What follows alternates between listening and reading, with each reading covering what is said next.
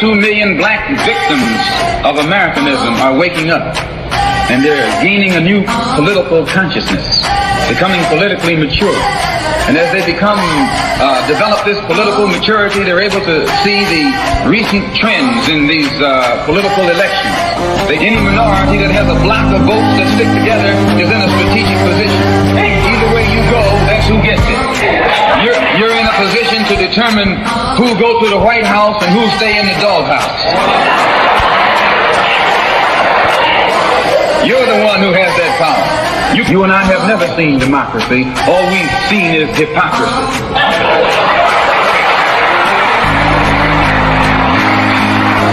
When we open our eyes today and look around America, we see America not through the eyes of someone who has enjoyed the fruits of Americanism. We see America through the eyes of someone who has been the victim of Americanism. We don't see any American dream. We've experienced only the American nightmare. We haven't benefited from America's democracy. We've only suffered from America's hypocrisy.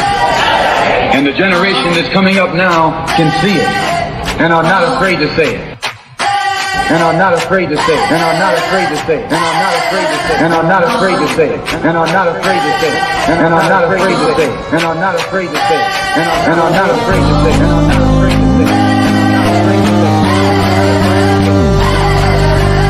And are not afraid to say it. And are not afraid to say it. Welcome, welcome, welcome. You are tuned into Black Westchester Presents the People Before Politics radio show. This is episode 333. We are on every Sunday, 6 to 8, streaming live on Facebook, YouTube, and LinkedIn. I don't think we're on LinkedIn tonight, but normally we're on LinkedIn. We are rounding up our month-long show dedicated to celebrating Women's Month, and I have a special co-host on every week. My special co-host today is Joanne Dunn from the executive director of the youth shelters of Westchester. Let me welcome her to the show real quick. Hello, hello, hello. How are you? Hello. So you gave me a couple of shelters tonight, huh? You just like, I'm gonna just give her a couple of shelters. Oh yeah. Well, youth shelter of Westchester. What did I say? Shelters with a shelters. You know, it's okay. I'll take it too. I mean, you're doing so much work. It seemed like you got a few shelters. Yeah. I know. Listen, speak it into existence. I appreciate that. So no, I'm glad to be here from the Youth Shelter Program of Westchester. Absolutely.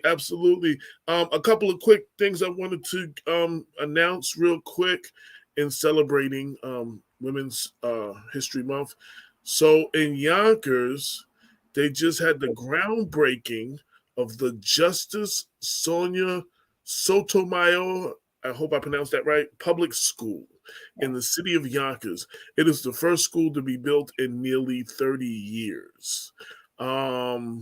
I know co-host of ours, Lorraine Lopez in Yonkers, she's always advocating, you know, they have all these parks and new buildings, and they name them for everybody, and they don't name enough, or she was saying at all, for Hispanics. And I think this is a big deal. And the reason I wanted to make sure I highlight it because there have been some white people who are suffering from Hispanophobia because they are having a fit that they didn't have a choice in what the name was and why this school is going to be named after her. And you know what? Y'all have everything, and y'all need to get over yourselves as far as I'm concerned. So I just want to say that I had some time to think about it because after I read the many comments on Facebook, what I was going to write was not going, sometimes I'm learning not to respond right away. I realize sometimes I need not to respond right away. So I will be doing an editorial on that, and I will be speaking about that much more in detail, but it's a huge deal that there was a school named after her. And I don't know. I just know they had the groundbreaking today. I don't know when the school will open and all that. I'll find all of that stuff out. But definitely, if we was in the studio, I'd be hitting the applause button right now. you know, now that we're doing this at home, I got to get all that stuff. I don't have an applause button. I don't have sound effects and stuff. So I gotta do it myself. Okay, we can clap it up. But I think, like you said, it's huge, first of all. And it's huge that it's in the city of Yonkers. And then, as we know, she's the first Hispanic to be appointed as a Supreme Court justice. So, right. you know, it's groundbreaking by itself, just her, you know, appointment to the Supreme Court. But now we have a school here locally that's named after her. Our children now can envision, our young ladies, Hispanic young ladies can now envision, you know, themselves. And it's just like what's happening with Judge Katanya Brown right now, right? So like we're all watching and we're all celebrating and we're all proud. And so we now all can see ourselves in the futures because of these ladies who are really breaking barriers for us. Absolutely, absolutely. And I'm glad you brought up the Supreme Court nominee. I watched, like everybody else, I watched the buffoonery. Mm-hmm. Jackassery, that's what they call it. Huh? They called it jackassery, right? Yeah, yes. And I wrote an editorial this week, and y'all can read this on blackwestchester.com. Judge Ketanji Brown Jackson remains regal while Republicans reprise their lines of attack. The Supreme Court nominee handled the bad faith questions, baseless accusations, and time wasting with dignity and decorum. Oh, yeah. She gave a master class on dignity and decorum and grace. I think the key word there is grace. And I opened up and said, let me start off by giving props to Supreme Court nominee Judge Ketanji Brown Jackson for handling herself with dignity, facing 3 days of questioning from Senate Judiciary Committee members, considering her confirmation to the nation's highest court. The Republicans reprised their lines of attack against Jackson, questioning her sentencing and child pornography cases and probing how she might rule on cases involving abortion, the Second Amendment rights, and she knew just what to do when the Republican race questions, too. And you know, I don't. Let me just say, you know, everybody, you know, assumes I'm black, so I'm only going to attack the Republicans. Both parties have played a role, and excuse my language, from turning these confirmations into a political shit show. I'm just going to put it out there. And, you know, you had, I pointed out a few people. You had Josh Hawley, Senator Lindsey Graham, Ted Cruz, the stuff they were doing was almost absurd, what the questions they were asking. I'm not even going to get into that. Y'all all saw that. But there was also, I felt like while they were attacking, some of the Democrats didn't do enough to defend and protect her and use their time to ask the type of questions to highlight her. And one of them specifically was, what's his name? I had wrote it down. Senator Whitehouse, I believe is his name. A Democratic senator, I think from Rhode Island. All he did, yes. Graham wasn't the only one talking about previous confirmations. Senator Shelton Whitehouse, the Democratic senator from the great state of Rhode Island, ran on and on about the Federalist Society picking the conservative nominee during the Trump's reign of terror and never really actually asked her a question. She sat there stoic, as she did when Graham and Cruz ran on. And you could catch glimpses of what she was really thinking with her facial expressions. I would love to interview her inner voice to hear her true thoughts. Yeah, I would love to. I would love to do an interview with her inner voice. And I mean, he was just talking about, you know, just like Lindsey Graham. Lindsey Graham, I think, was the one who kept saying, you know, how would you feel if we were to ask you questions and not give you a chance to answer the way they did Kavanaugh? And that has nothing to do with her. But after he did that, then he proceeded to interrupt her and not let her finish a question. And I was just like, yo, and she sat there through it all. She And did fantastic. She handled it with grace, dignity, style, class. She, my favorite part of it, of course, is when Senator Booker spoke life into her, which many women of color, we hide our tears, or we are so much doing the work that sometimes we mask our tears. And I think that he allowed her to have a space too where it was okay to show a raw emotion, but also reminded her that she was worthy, right? And she was worthy to sit at that table. She had the not the qualifications, not just the qualifications, but she had the respect and the dignity of her peers to really be there. And so that was the most powerful piece to me. I mean, watching that, you cried, because I know so many of us in leadership positions, women of color, who are out there charting. And sometimes we say if we were of a different hue or if we were of a different gender, it may feel or look different. People will respect us. We don't have to, throw our resume around. And so when he spoke and just reminded her that she was worthy, I think every woman that is a woman of color, it was spoken to them too as well. It reminded them that and it reminded me that I am worthy and worthy to be here. So. absolutely. And, I'm usually critical of Cory Booker. He's often says a lot of stuff with symbolism without substance, but a broken clock can be right twice a day. And he was right on point. And I have to, I'm critical of him. I have to give him his props. Yeah. I mean, it was raw emotions. It was powerful. And it was powerful. And I have to give him his props. One more article I want to bring your attention to, and I want everybody to check out, is also on Black Westchester. It was an editorial written by Cynthia Turnquest Jones. It's called "Don't Touch My Hair." I am not my hair. The U.S. House passes the Crown Act that would ban race-based hair discrimination. And it's a Crown stands for Creating a Respectful and Open World for Natural Hair. The act prohibits discrimination based on an individual's texture or hairstyle.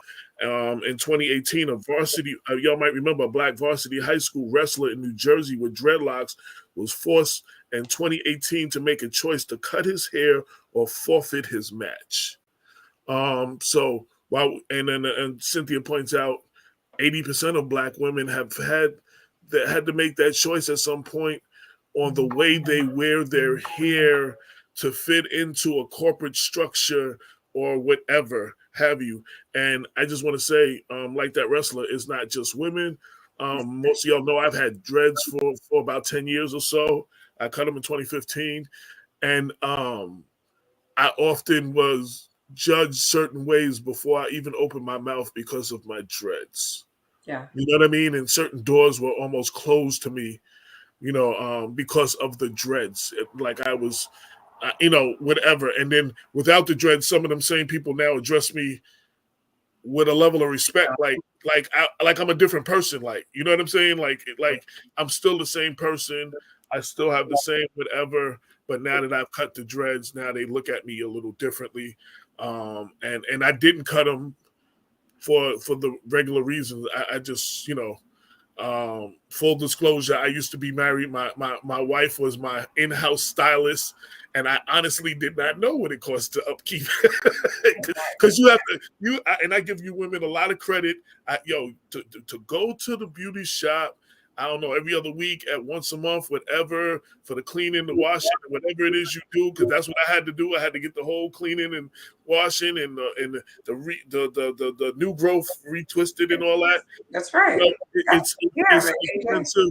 It's an extensive undertaking. If you're at a point where, like, we were starting over, I was starting Black Westchester. Money, as my pastor would say, my money was funny and my change was strange. And, you had to sacrifice a few things, and that was that. And, and then, me and my wife are a little estranged. We're good now. But that was me cutting her out of my life, too. That was like I cut her. That was the last. That was symbolic for you. That was the last connection for I cut her out of my life. But anyway, enough of that, though. But I understand I definitely understand and the prices, like, to really take care of it can be expensive. So I want everybody to check out this article, great article that Cynthia Turnquest Jones wrote. Shout out to her. Also, before we bring in our guest, I had a chance to spend time with New York Knicks legend Charles Oakley this week. He came through Mount Vernon, promoting his book and talking about gun violence. And he has a book called The Last Enforcer. And if you know anything about the NBA, he was the last enforcer. You came through the middle. You wasn't just making a layup without some repercussions. You were going to feel it. You were going to know. You were in the middle. You wasn't just getting to the basket the way. This is before the 3-point shot where everybody took the easy way out. They don't come through the middle like that no more. If like, as well as Steph Curry, who's one of everybody's favorite players now, he does not have to play with the physical abuse that people like Jordan had to play with, because it was a whole different thing. You can't play like that no more. They changed rules because of Oakley. Like, they actually changed the rules a few times, so players can't play like that no more. So anyway, I had a chance to talk to him. Great conversation. One of the things I learned, he was talking about some gun violence. He almost got killed a week before leaving to go to college. He lived in Cleveland, and the two things everybody went to, like, it was like the ballpark, in the playground, the place for ball, or to where they play dice. And he was over there where they were playing dice, and young kid, getting ready. He wasn't even playing at the time. He was there. He didn't even get a chance to play. And I don't know if the person who lost stuck up the game, or somebody came and stuck up the game, and whatever happened, he almost got killed a week before he went to college. And he had a couple of other incidences like that. And he said he went to Virginia Union, and you know how people go home on their time off? He's like, he only went home one time back to Cleveland the whole 4 years. You know what I'm saying? He didn't go back at all. So you got to hear a side of that you never heard of from Charles Oakley. It's great. A lot of his basketball journeys and stuff like that. And so that's if you get a chance, read that book. And I just wanted to shout out the United Way of Westchester and Rockland. Great job to Dr. Tracy Alexander, my cousin, for doing a great job moderating and asking the questions. And I believe she just had a birthday. I saw on Facebook or something. Happy birthday. Like Friday. I was just with her Wednesday, and she didn't say nothing to me, and I'm mad that she didn't let me know that it was her birthday. So happy birthday, Tracy. Happy birthday. Yeah. And then she took Charles Oakley out to Dr.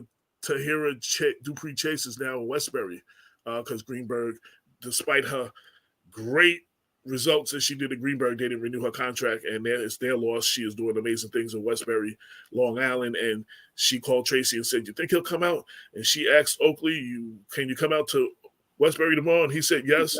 So she went out there and took him to Westbury, and same thing. He made sure all the kids there got books free and the whole nine. It was great. So shout out to Charles Oakley. And lastly, for my NBA fans, today is the first time Kyrie Irving will be able to play a home game in Brooklyn.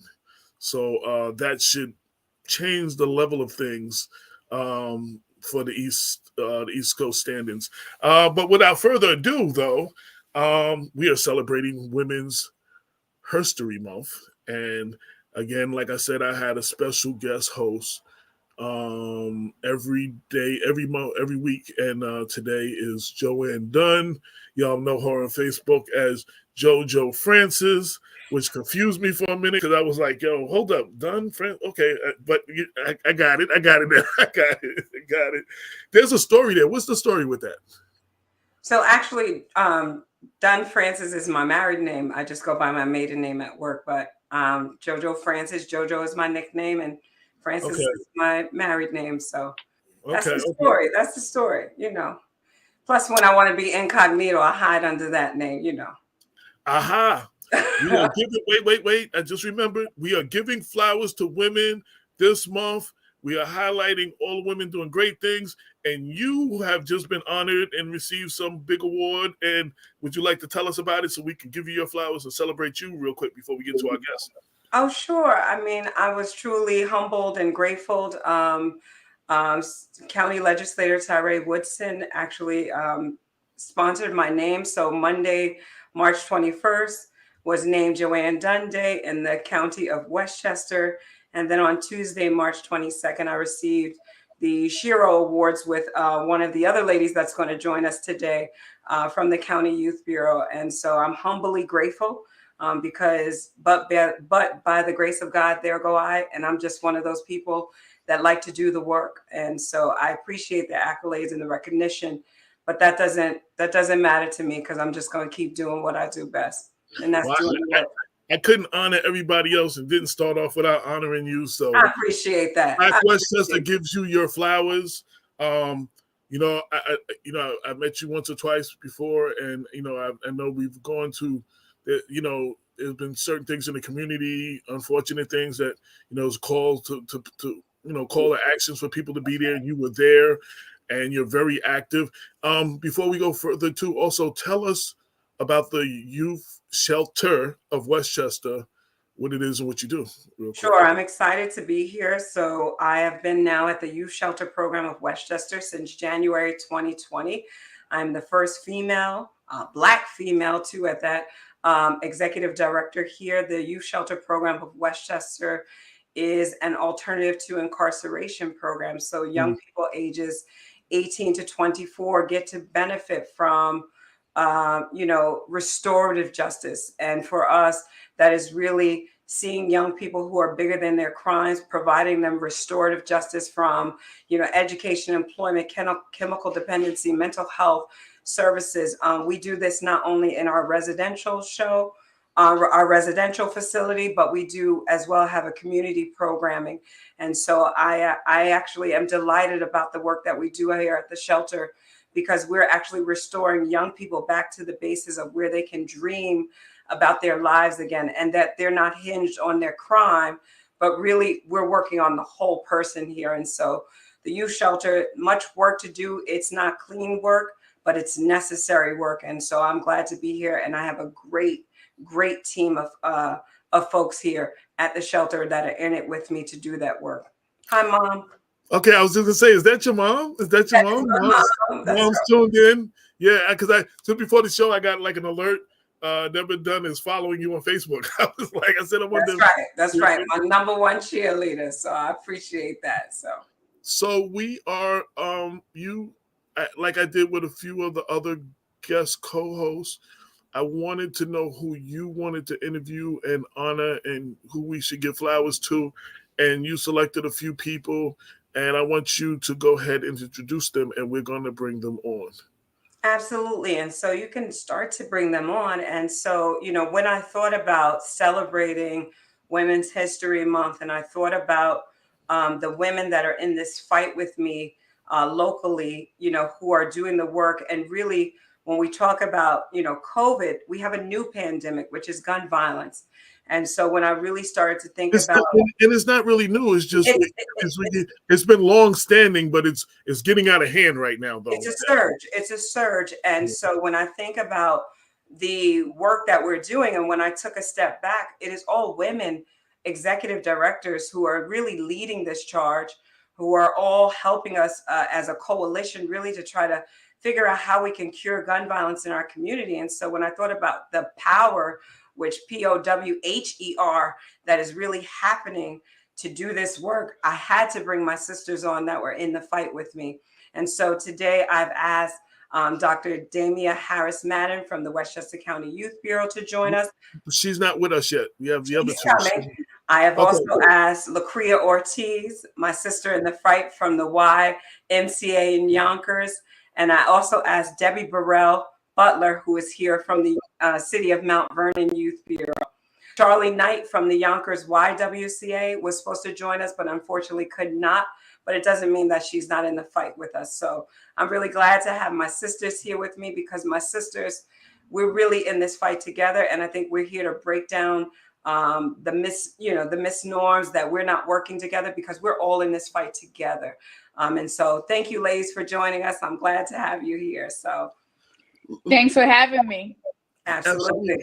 Now, Happy to be Lucretia, I don't think we've actually met, but I hear your name a lot, though. Oh, she's a powerhouse. You need to know that name. I hear your name a lot. So I definitely welcome to the show. Tell everybody a little bit about yourself.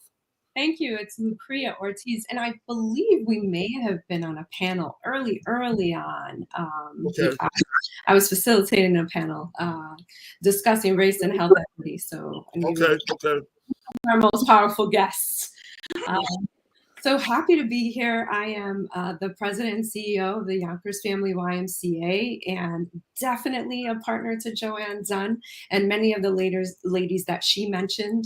The Yonkers Family YMCA is a community center. We basically bend to what the community needs, and in the pandemic especially, serving food, housing people. We have 70-room residents in our YMCA, and then doing violence prevention work, getting out into the communities through our SNUG program.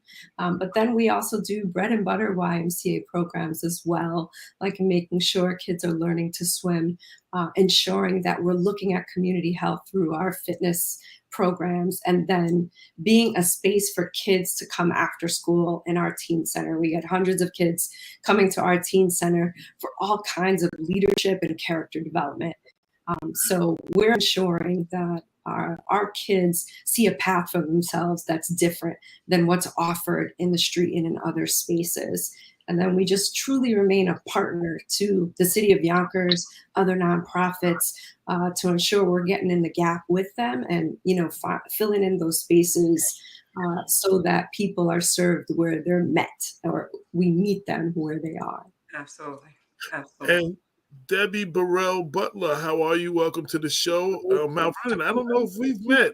This might be my first time meeting you. I'm not sure. I'm going to have to introduce you to some more women, okay? I thought I knew most everybody, but I know of Lucria, and I said your name wrong the first time. I know of you. This is my first time, I believe, meeting you, Debbie. Well, I've met you before, AJ, but you probably just don't recall my name or my title. And I even said hi to you on Wednesday at Friendship. Ooh, you're about to be shamed now, AJ. Yes. In addition to that, AJ, at the Charles Oakley thing? Yes, I was the one behind securing that location for Tracy Alexander. Yes. In addition, yes. So I've been here. Matter of fact, that's right. Tell him to say it again. Yeah, I'm gonna tell you again. I've been here.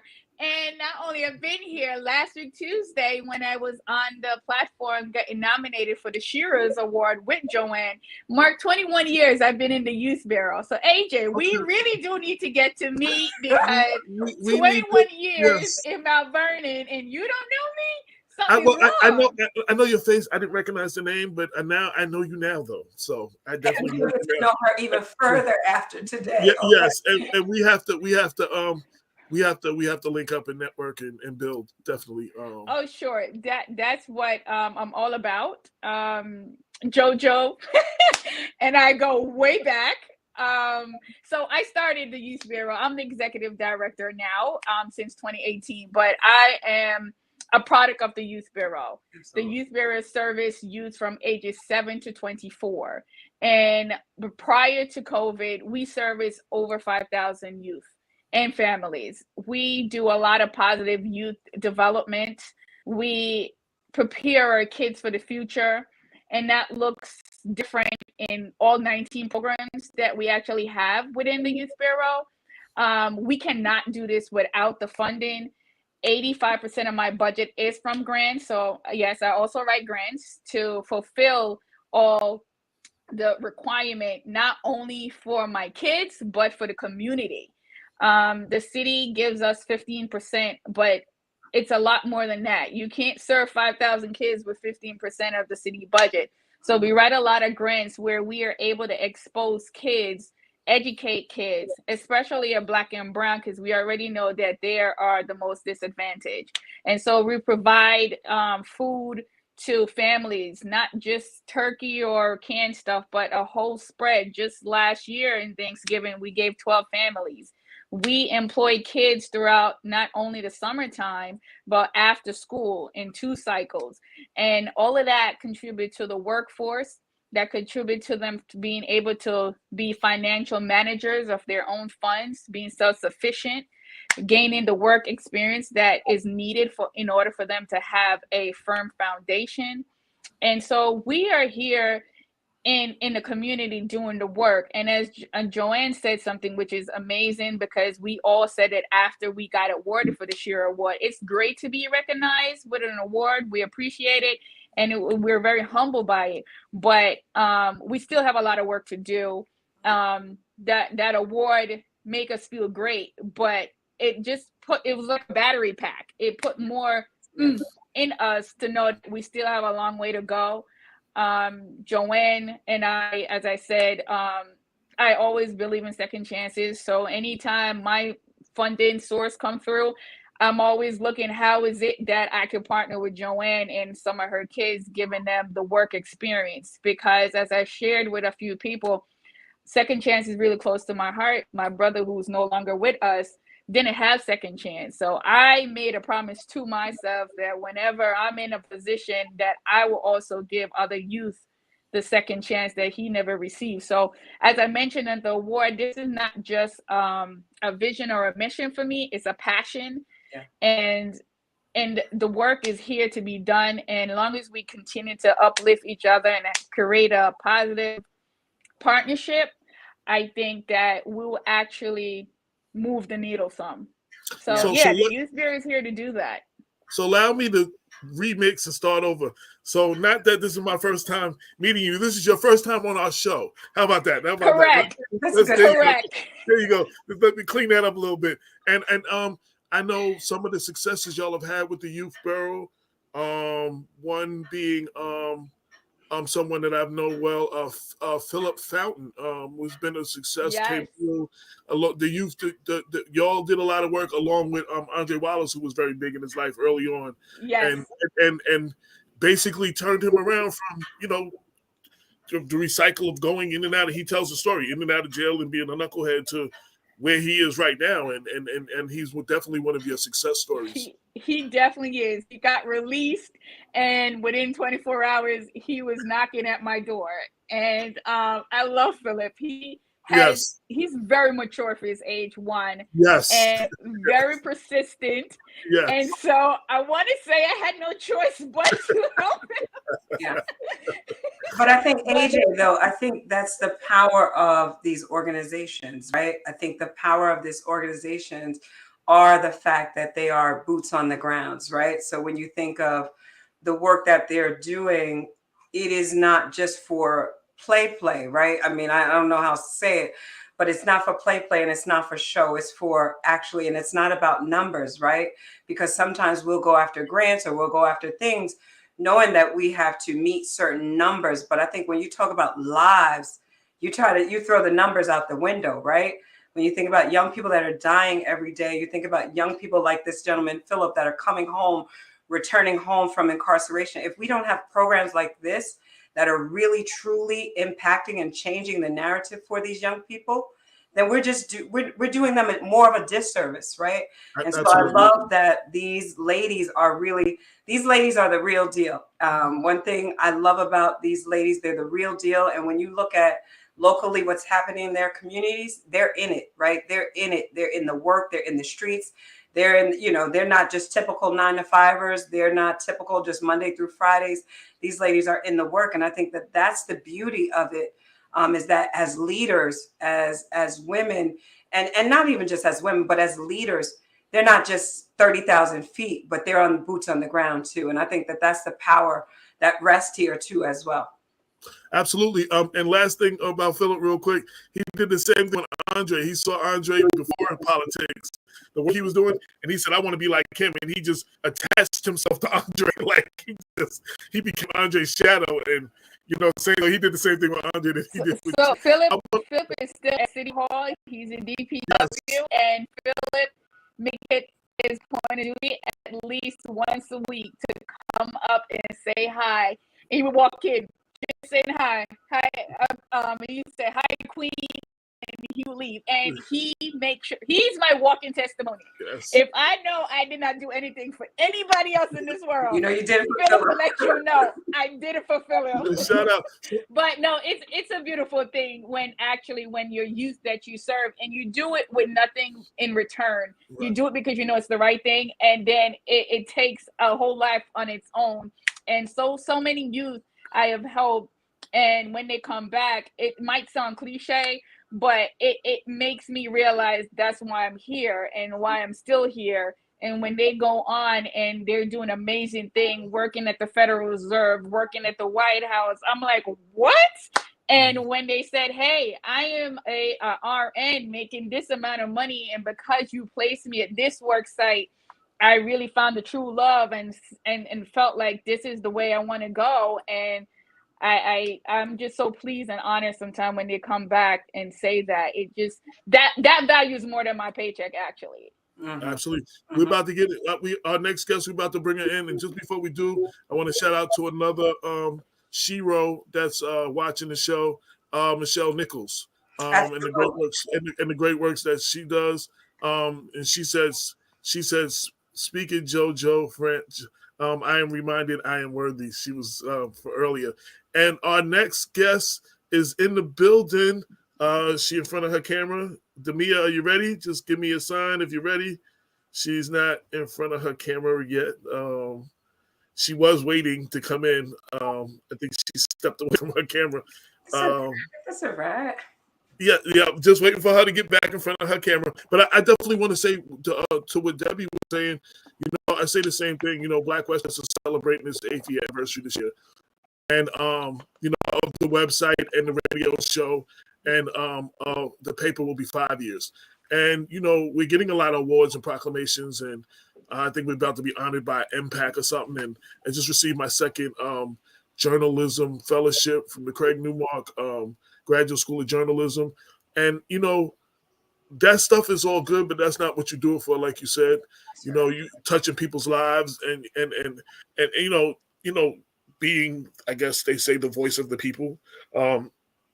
Which I always kind of laugh at. I didn't get into this to be the voice of the people. I wanted to encourage the people to have their own voice. You know what I'm saying? Like I wanted and hopefully encourage the next generation of truth speakers. It's important the work that y'all all do with our youth, because, and especially in a city like Mount Vernon, Yonkers too, but especially in a city like Mount Vernon, there are not enough things for the youth to do. When I was coming up, when I was in high school, we had two boys clubs. We had the YMCA. I think we had 2 YMCAs. There was plenty of things for us to do. You know what I'm saying? I mean, some of us still got in trouble, but there was a lot of things for us to do. And a lot of those things are not available no more. So it's important. And I want to bring in our next guest. Hello, Dr. Damia Harris.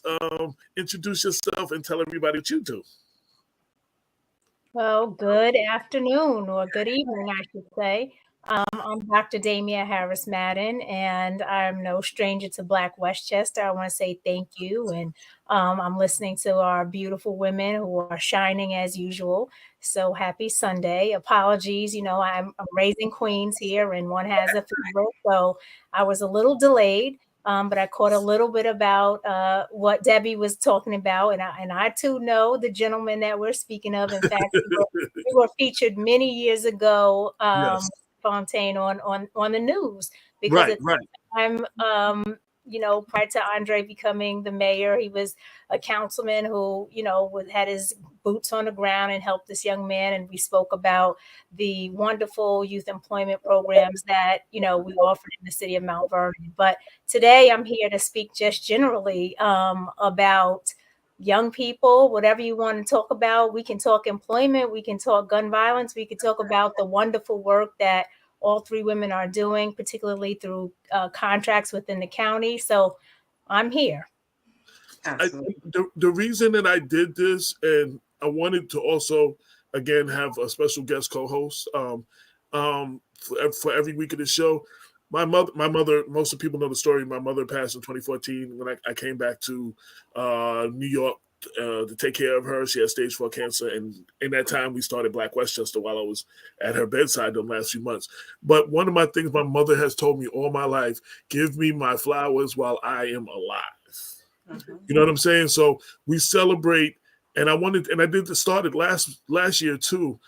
Like a lot of times when we do Black History Month, and it's great to celebrate those who came before us. It's great to talk about, I felt like, I didn't need to be another person talking about Harriet Tubman one more time, or Martin Luther King having a dream one more time. And I spotlighted all the women making history now. You know what I'm saying? And I wanted that many people didn't know, like, unsung heroes. And that's why I wanted to do that in this month. I wanted to spotlight a lot of y'all who sometimes when you do the work, people don't always see you. You know what I'm saying? They don't know the work you're doing. They don't know how you're affecting lives. They don't know how important it is. And sometimes we have to stop and celebrate each other. That's something else we don't do enough of. So that was the purpose of this show. I wanted Joanne to definitely be here to guest co-host with me. And I asked her, who does she want to spotlight? Because, again, what we do is not just for us. Like, I don't do the paper just for me. I don't do the website, the radio show for me. I don't want the people to look at it as just my paper or my show. I want people to look at it as our show. So I want, a lot more people to be engaged and stuff like that. So Joanne selected you three, and I'm going to turn the mic over to her and let her talk, tell you why, and ask y'all some questions. And I'm going to sit back and let the ladies do what they do. Absolutely. So I'm going to just say, James Brown said it best. It's a man's world, but it's nothing without a woman or a girl. So, I'm here to celebrate my ladies that are here helping us do the work. And so, AJ, I thank you for allowing me the space and place to be the co-host today for Black Westchester. And I think the radio show is called People Before Politics. And that's exactly what these ladies do every day. We focus on the people, not necessarily the politics, but we focus on the people and how we can really be instrumental in changing their lives. And so today we have with us some ladies that are out here doing the work. And so I really want to pivot to them because we're going to ask questions. We're going to talk to them. But today I really wanted to really highlight some of the ladies that are out here doing the work as we talk about gun violence. And while we know gun violence has always plagued our communities, we see the surge that has happened. And what we're really trying to do is figure out, how do we cure it, right? How do we come together as a community? How do we come together as a system to really focus on bettering our communities and really changing? We want our children to live in a society where they don't have to fear going to school or going to work or going outside on the playground or going to the mall or the movie theater. And so really us ladies, I have to say us ladies because it's all ladies right here, right now, but we're really focused on that. And so I think I want to start with Dr. Damia Harris Madden, who really is she is the why we're here today, right? We all do the work, but she really helps us in really trying to solicit the funding and really the opportunities to be at the table so that we can have the resources to really triage and go out into the community. So Dr. Damia Harris, please unmute and talk to us from the county level in regards to the work that the Westchester County Youth Bureau is doing to really help cure gun violence within the communities and really focus on grassroots efforts. So if you can start there, then we'll jump into the other ladies that will jump in and talk to us what they're doing in their communities. Sure. And let me again say thank you for taking the time to include us. Joanne, you're sharing that spotlight, and AJ, you don't understand how important it, means or what it means to us to actually have someone celebrate us, because Joanne and I often are in the crowds, and Lucria as well, and we're applauding our peers and our colleagues, yet we notice something is missing. It's a little bit of color. It's a little bit of color, and it's not just the red lipstick I'm wearing. It's a little bit of color when we talk about the Black and brown folks. And that's not to say that the women that we go out and support or the men that we go out and support that win these awards and get highlighted in these magazines aren't worthy. They are. But we also know that there's a segment of women, and particularly Black and brown women, who are on the front lines. And even if they're not on the front lines, they're behind the desk, wherever they sit, they are making things happen within the community. And so often we do not get the recognition. So often we are, invited to support others. We're expected to take it on the chin. And, I'm very fortunate. I do have a boss, Mr. George Latimer, our county executive, who every time, he has an opportunity to congratulate or applaud the work that the Westchester County Youth Bureau and me in particular are doing as a leader in that space, he does. So I'm very fortunate for that. But in many other instances, we notice the absence of color. We notice that we are there to fill the seat, and we should be upfront. So again, thank you so much to Black Westchester for taking the time to do this. And it's not just for Women's History Month. You do it all throughout the year. So kudos to you and the team, Damon, as well. I mean, just applauding our efforts, because sometimes we need that too. We stand, behind the scenes, whether it's at work, in our homes, with our families as the backbones. And sometimes we just need that encouragement to keep pushing. Yes. Many of us, I hope I'm not speaking out of turn, but the fact that I'm hearing the yeses is telling me that affirms, this notion that, like historically we have done as women of color, we have carried the load. And historically, it is just an expectation for us. Yet people don't recognize and realize that while we don't do this for the recognition, we need it sometimes. We need that push. Amen to that. Amen. You speaking now. You about to take me to church. I missed church this morning. Listen, I know I had to throw it in there. Amen to that, Danielle. We do. And AJ hit something right. I mean, we've all suffered incredible losses. Debbie spoke of her loss. Y'all all know, because I'm so transparent in public. Y'all probably tired of hearing it. But I've lost, so many foundational men in my life. And to AJ's point, if I could just carry him around in my pocket, because it is so true. The flowers while you're alive. My mother says this as well. Acknowledge people, thank people while you can, because when you lead in that way, others will follow. And hopefully that cycle of just taking us for granted will stop. So again, thank you. Now, on to your question, Joanne. I know we only have a limited amount of time. You're speaking truth to power, so you go right ahead. All right. So, I had to have a reason to put on some lipstick with the mask. Listen, you can take my time. You just laid it down. Right. So you can take my time at this point. Yes. And Lucria, I'm not going to even go with her because, she's coming back all sunny and tan, and we won't go there with you. She's in Puerto Rico. We're going to get to her. Glowing and everything. So, but Joanne, thank you for raising the point about, grassroots initiatives.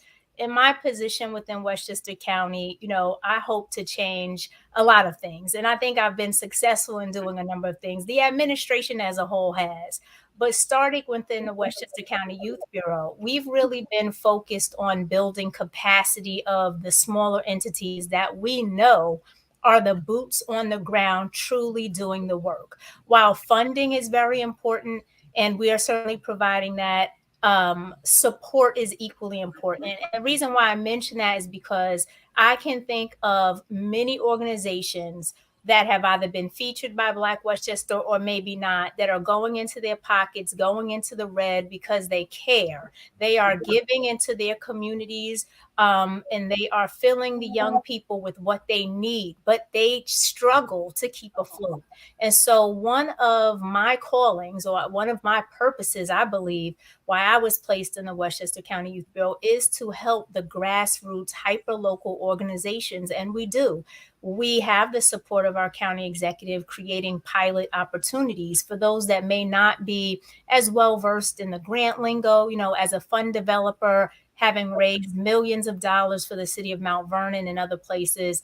It's a skill that I'm fortunate to have, but not everyone has that skill. Their skill set is perhaps being that messenger on the street, having that credible messenger. I can be a credible messenger too, but I'm probably better at funding, chasing that dollar and getting the money into the hands to those organizations. So one of the, main objectives for me is to make sure that we have equitable gains when we see organizations that are actually doing the work, not just the status quo, because those organizations will continue to live. They have big coffers. They have the capacity within their board members, within the foundation that may have been laid many years ago. They have the privilege of being able to operate in many spaces and follow the crumbs of the dollar, wherever that may be. And Debbie can tell you, for the many years I spent in Mount Vernon, it was very frustrating for me to watch organizations come into our communities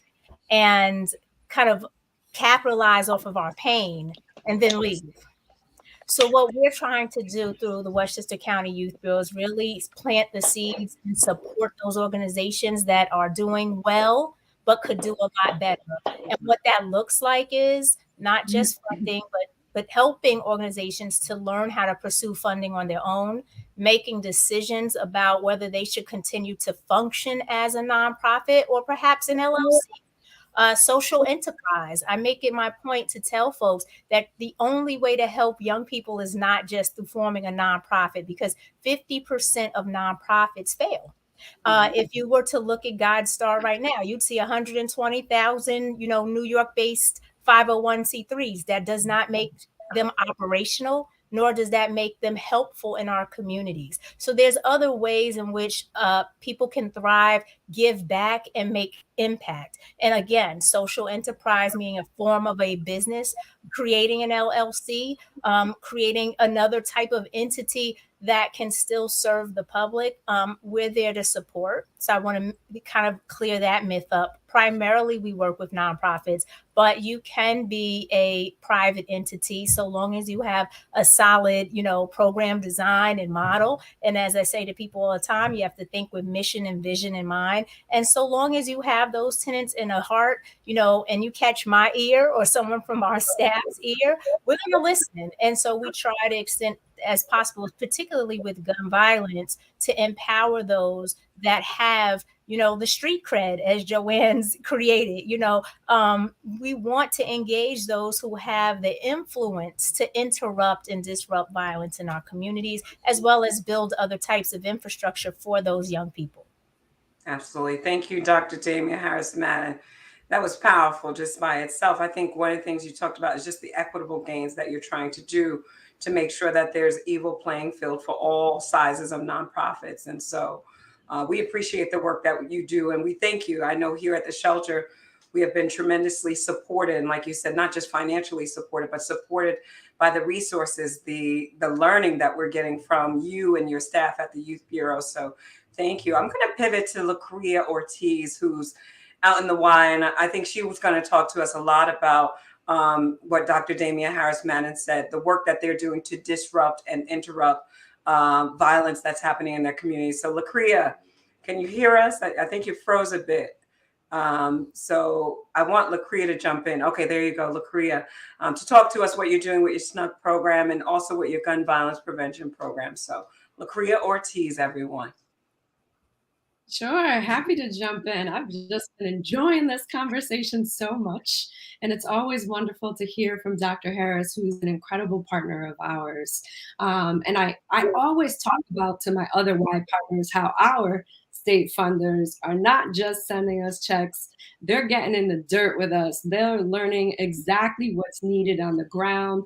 They're running weekly meetings with us, with our staff, so that they can tailor their conversation to the state in a way that truly reflects what's happening on the ground. So I'm so grateful for that kind of partnership, because that's what's needed.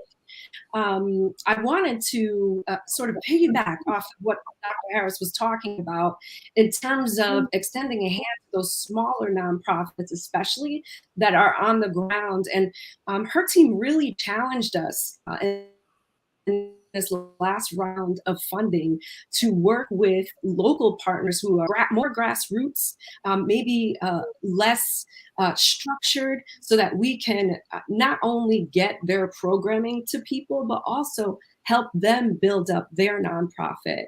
And one of those for us has been an arts program out of Yonkers. And I will say, two of the things that we're really focused on in Yonkers through this initiative, through the county, is arts as well as looking at trauma.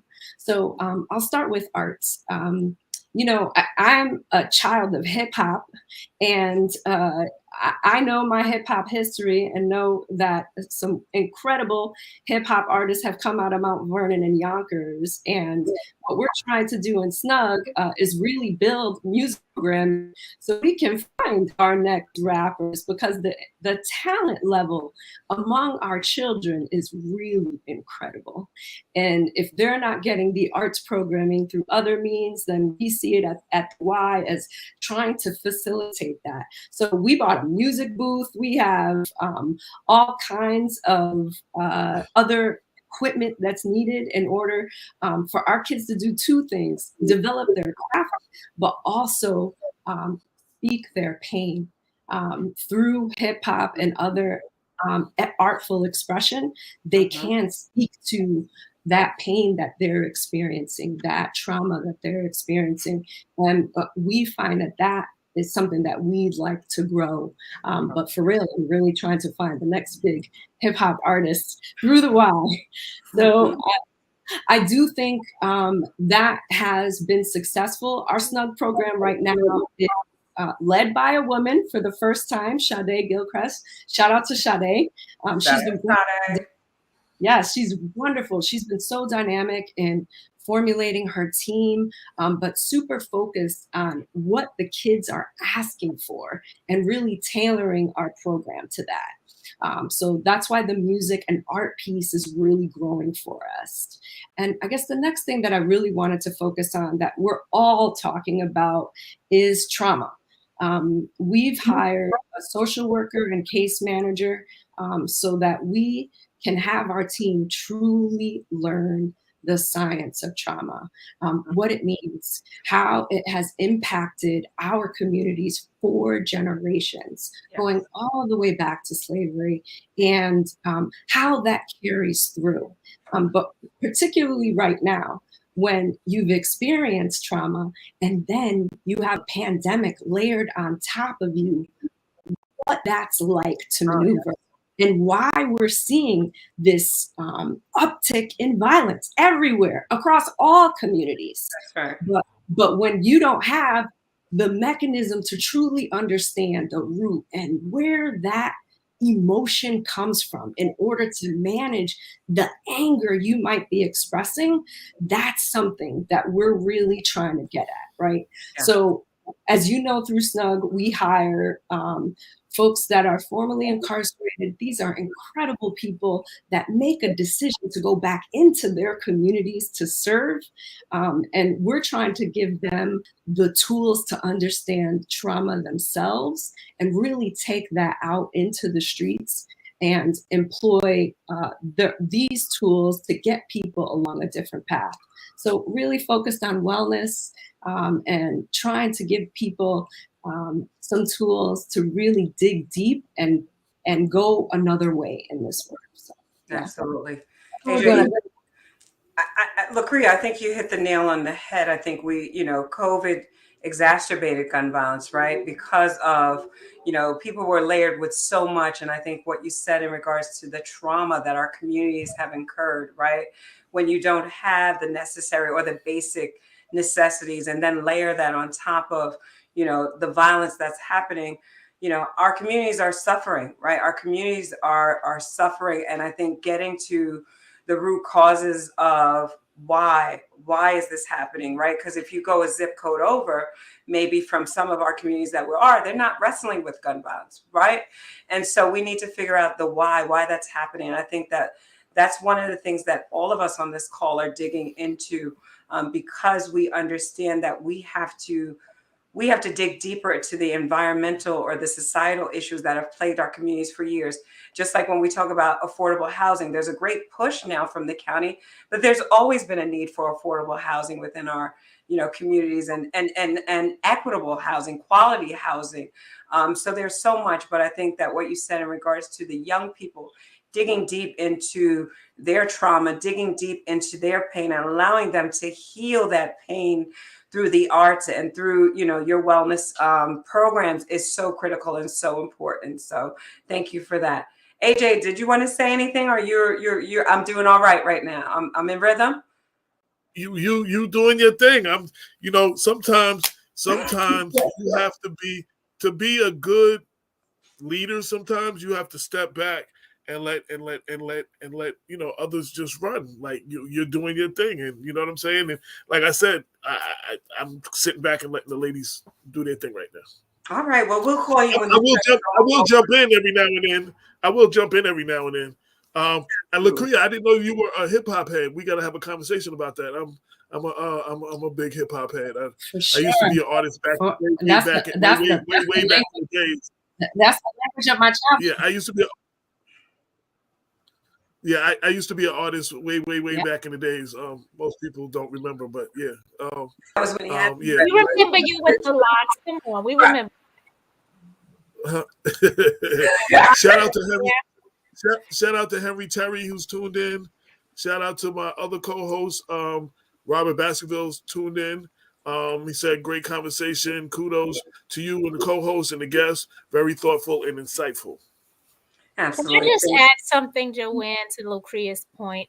When we speak about layering our community and those environmental factors you're talking about, I often say that COVID, one thing people are missing here is, yes, we've had lots of grief and lots of death and lots of pain and disruption.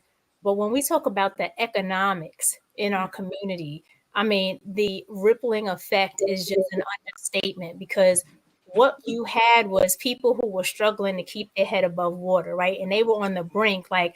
Well, we want to talk about hip hop, Curtis Blow, don't push me, I'm close to the edge. Well, now people have been thrown off the edge onto the pavement, right? And so they are trying to just recover and get their way back up. And so when people speak about even employment and they want to question, well, why is it that there's so many jobs and you guys don't take advantage of it, right? They don't realize the trauma that has been experienced, the additional barriers maybe that didn't exist before, although there may have been challenges economically, like let's say transportation.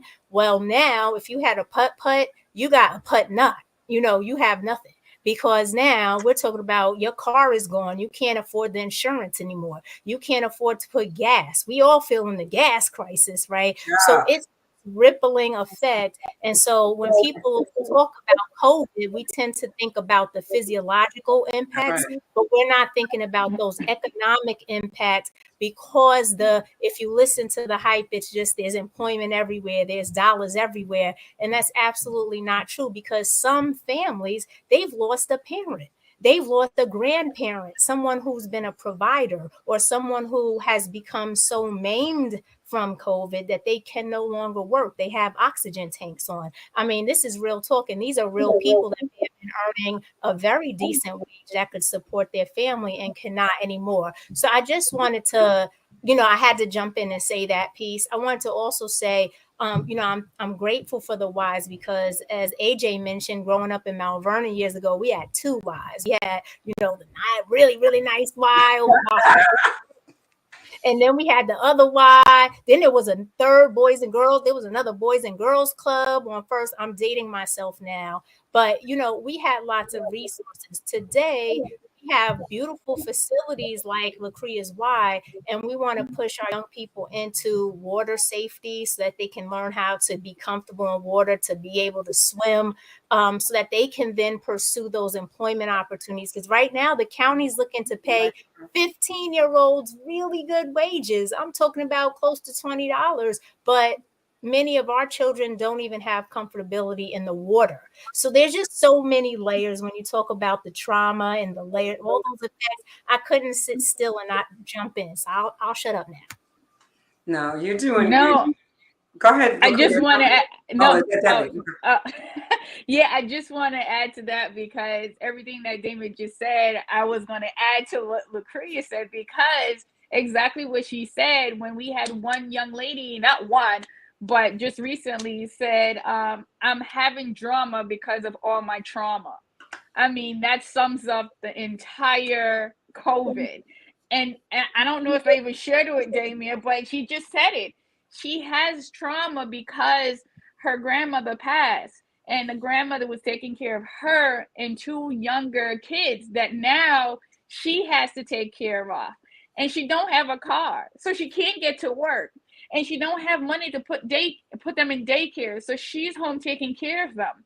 And so the layer just keep on getting bigger, wider, deeper, and it's sometimes it's hard to listen to the story because right away you just want to find a solution, and sometimes we just have to realize just listening to them and hearing them, that also help with the emotion and help with their drama and their trauma.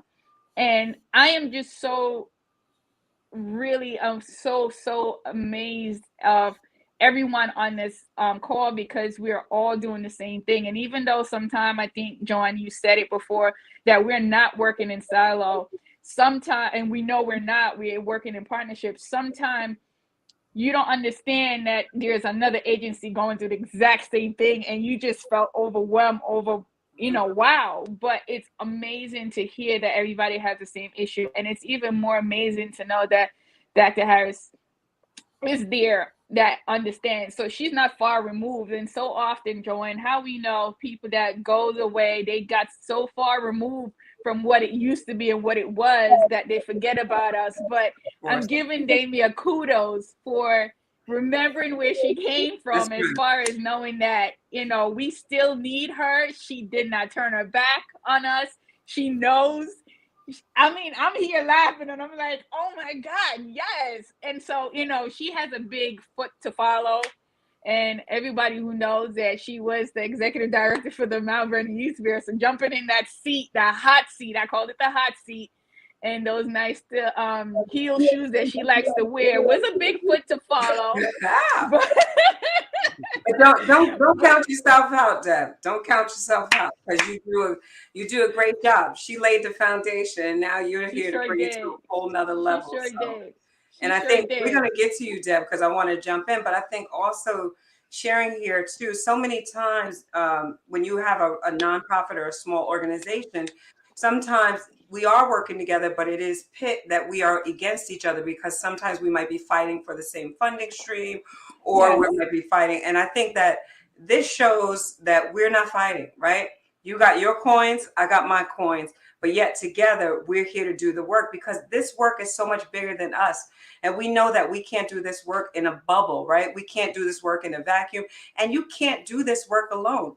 You have to break zip codes. You have to break municipalities, because like crime in Mount Vernon, it's crime in Yonkers. It's gun violence in Yonkers. It's gun violence in Mount Vernon. It's happening in New Rochelle. And I think if we found something that's working here in Mount Vernon, or you found something that's working in Yonkers, it's the right thing for us to do, to move it over to another zip code, to go help our brothers and sisters to really move that. And so I wanted to share that, because many times they will say, oh, they're not working together, they get different fundings. And I have to say, we are working hand in hand, 10 toes down together, right? We're all trying to do this work. And I think what has been the beauty of it is that weekly we're coming together, right? To talk about challenges, to talk about issues, to talk about, hey, what support do you need from me? How can I jump in to help support you? What can you do for me? And so I think that that's the beauty of this relationship, because knowing that you can't cure violence by yourself. You can't. And as much as we love SNUG programs, right? We love SNUG. We here at the Youth Shelter work hand in hand with Henry Terry and the Mount Vernon SNUG. But we know that it's bigger than SNUG, it's bigger than the police, and you really have to bring back community, right? So when you guys are talking about, when you were growing up and how you had, 3 YMCAs and, Boys and Girls Club, you had things to do. And so our kids, layer on top of that, our kids for 2 years really had limited availability or limited accesses to resources. And so we need to bring back community again. We need our young people, our children, to feel that they have a sense of belonging. And I think that that's the work that, we at the Youth Shelter, we're working with young people who have, lived experience in the criminal justice system, right? And so we're trying to pivot for them where we talk about how they can be contributing factors in solving crime because of their lived experience. And how do you pivot that to take your pain to be powers for good? And so, like Lucria talked about, we're doing a lot of character and leadership development, but our young people have to see a space and place for them to belong. And we have to create that community again for them. And so with that, I'm going to pivot to Debbie. I want to jump in real quick. I wanted to say, what's great to see all of y'all working together. And, you know, as the editor of Black Westchesters, when I cover an incident in Greenburgh, I hear the rest of the county say, oh, that's just Greenburgh. When I cover something in Yonkers, they'd be like, oh, that's just Yonkers, or that's just Mount Vernon. Like, it doesn't affect. And y'all were talking about violence. Like, there was an incident in Yonkers where there was like a drive-by shooting or something in Yonkers. Well, the dude got arrested on my block in Mount Vernon. Of course. One got arrested at the store around the corner, and one got arrested. The cops are running past my block. So, like, these things travel borders. You know what I'm saying? So, what your problem is my problem, and if I'm only looking at it as your problem, that's what the problem is. We need to work together. So, it's great to hear the collaboration between the municipalities and the county. I mean, that's just a beautiful thing. Yeah, and if I could also jump in too, I think it's really important for us to all become one voice when attacking systemic problems, right?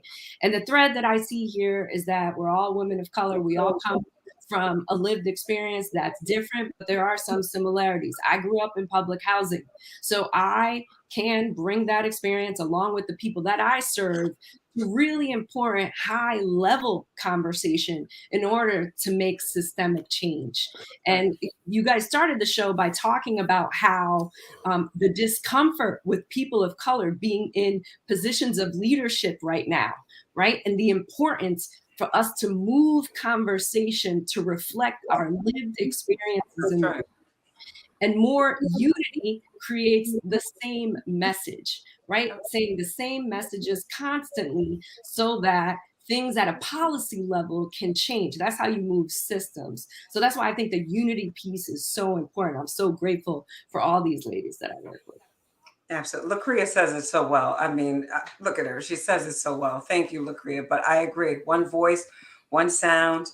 You know, I was in the band, so you know we used to say one band, one sound. So one sound. That's it. That's what happened. So Debbie, can you jump in here? And then I think as we talk about it, I want you guys to also, after Debbie finishes, think about your call to action. What do we need from this call? How do we get the community involved? How do they engage? So Debbie, talk to us about what's happening here in the city of Mount Vernon as it relates to the Youth Bureau and gun violence. So we recently received a grant, $300,000, and it's a lot, but it's not. When you're talking about providing a foundation and open and providing health and wellness services and programs for 55 youth, $300,000 is not a lot, but you're going to make it work. You're going to try to make something out of it. So totally. We got funding from the Department of Labor. It was $1 million. And so there's 3 agencies, including myself, that it got split up with. And with the 3 agencies, 210 youth should be served in 2 zip codes. So we're trying to move the needle and let them understand, like, hey, not 2 zip code, but every zip code in Mount Vernon needs the help and assistance with this fund that we could provide to them. And so those 2 other agencies, is the Guidance Center and West Hab. And so I have 55 kids. West Hab has 100 and West the Guidance Center has 100 and West Hab has 55 as well. However, we already know that we're going to supersede our goal because again, even though it's not a number thing, we want to meet our goals, but we're going to push that even further. And so we're providing kids with health and wellness services. We're listening to the youth and see what is it that they want to do. We have a young lady who was just short of 1 semester of graduating Fordham University. And so we're paying for that semester for her to go back and complete that. We have another young man who want to do business and We're going to have him do an entrepreneurship series of course, and so he could start his business. And so what we're doing is trying to put out there an open door policy where youth feel like they could come in here to a safe place, talk to us, and we provide and we listen. That's first and foremost, listen to them and try to help them in achieving whatever it is that they want to do. You guys mentioned the YMCA. I'm original from Jamaica, so I only know when it was one YMCA.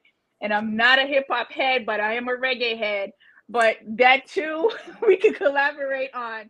But a lot of kids think there is nowhere to go. And even though there is not a building for them to go, the Youth Bureau is trying to fill that gap as to where you could come and get the resources that you need and financial assistance.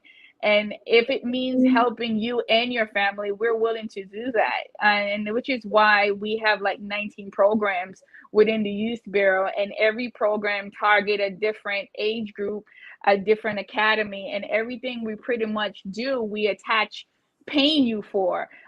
Damien had started the Learn and Earn, and it's something that we still continue to do. Even though you're learning how to become a CIT, counseling training, we're providing you with a stipend. And in addition to that stipend, we are providing financial literacy classes so you can able to manage your funds. So we are showing you the foundation of how to get a job and keep a job. And so everything that we're doing is something that is leading to a bigger picture. It's a mean to an end as far as the youth becoming self-sufficient. We understand that we can't save everyone, but we do know if we could help one kid and another kid go back and tell another kid, then we're doing what we're supposed to do. And so Mount Vernon is thriving. For me personally, what I would like to see is that like a show like Black Westchester, you're doing your part. You're saying the positive things and people is gravitating to it.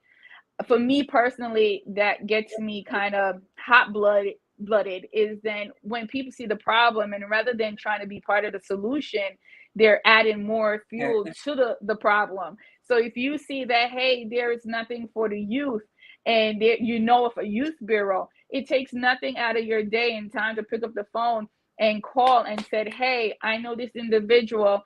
And because it's the reason why you're saying that, right? You probably know a youth or two who is on the corner or not doing something, someone that I probably can't reach to. Pick up the phone. It doesn't mean that I have the solution, but you can say, hey, I have this young man that needs a job. I could direct you to the right place, tell you where to come. Go see Lucretia, go see Damien, somebody. It's not all about having the resource or having the network, right? You don't have to have the solution to every problem, but because we are boots on the ground and we have said that terminology, I'm sure we know somebody who could help. So rather than being part of the problem and poking at the problem and adding fuel to the problem, to be part of the solution, picking up the phone call.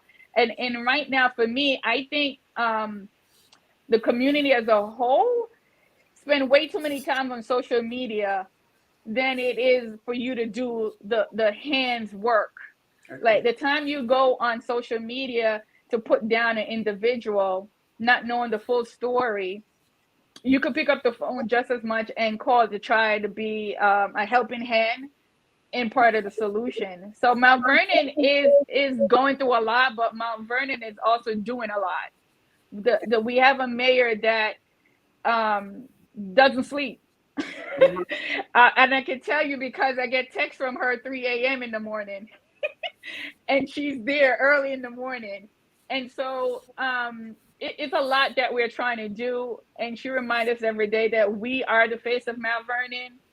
You know, you might see her out and about, but her commissioners are also there to help, but we could only help and do so much. And if we don't know the problem, then we can't be part of the solution. So just even for this month, 4/23, I'm doing a Spring Into Health where we're giving over 250 hygiene products to the community. No strings attached. You come, you take what you need, and you go if you want to stay. You do that, there's testing, there is just a fun day to come out, hence bringing into health. So coming out, enjoying the spring, getting healthy, and it's like a resource fair as well. So AJ, you probably want to be there as well. Let me ask a question. Going by off of what Debbie said, a couple of things came to me, and I want to put this out to everybody, including you, Joanne. So, a lot of times I always believe, and I thank you for saying, we're doing our part. I think everybody has a part to play. And that's the problem. I guess everybody can do something. So for people watching, how can they help your individual organizations?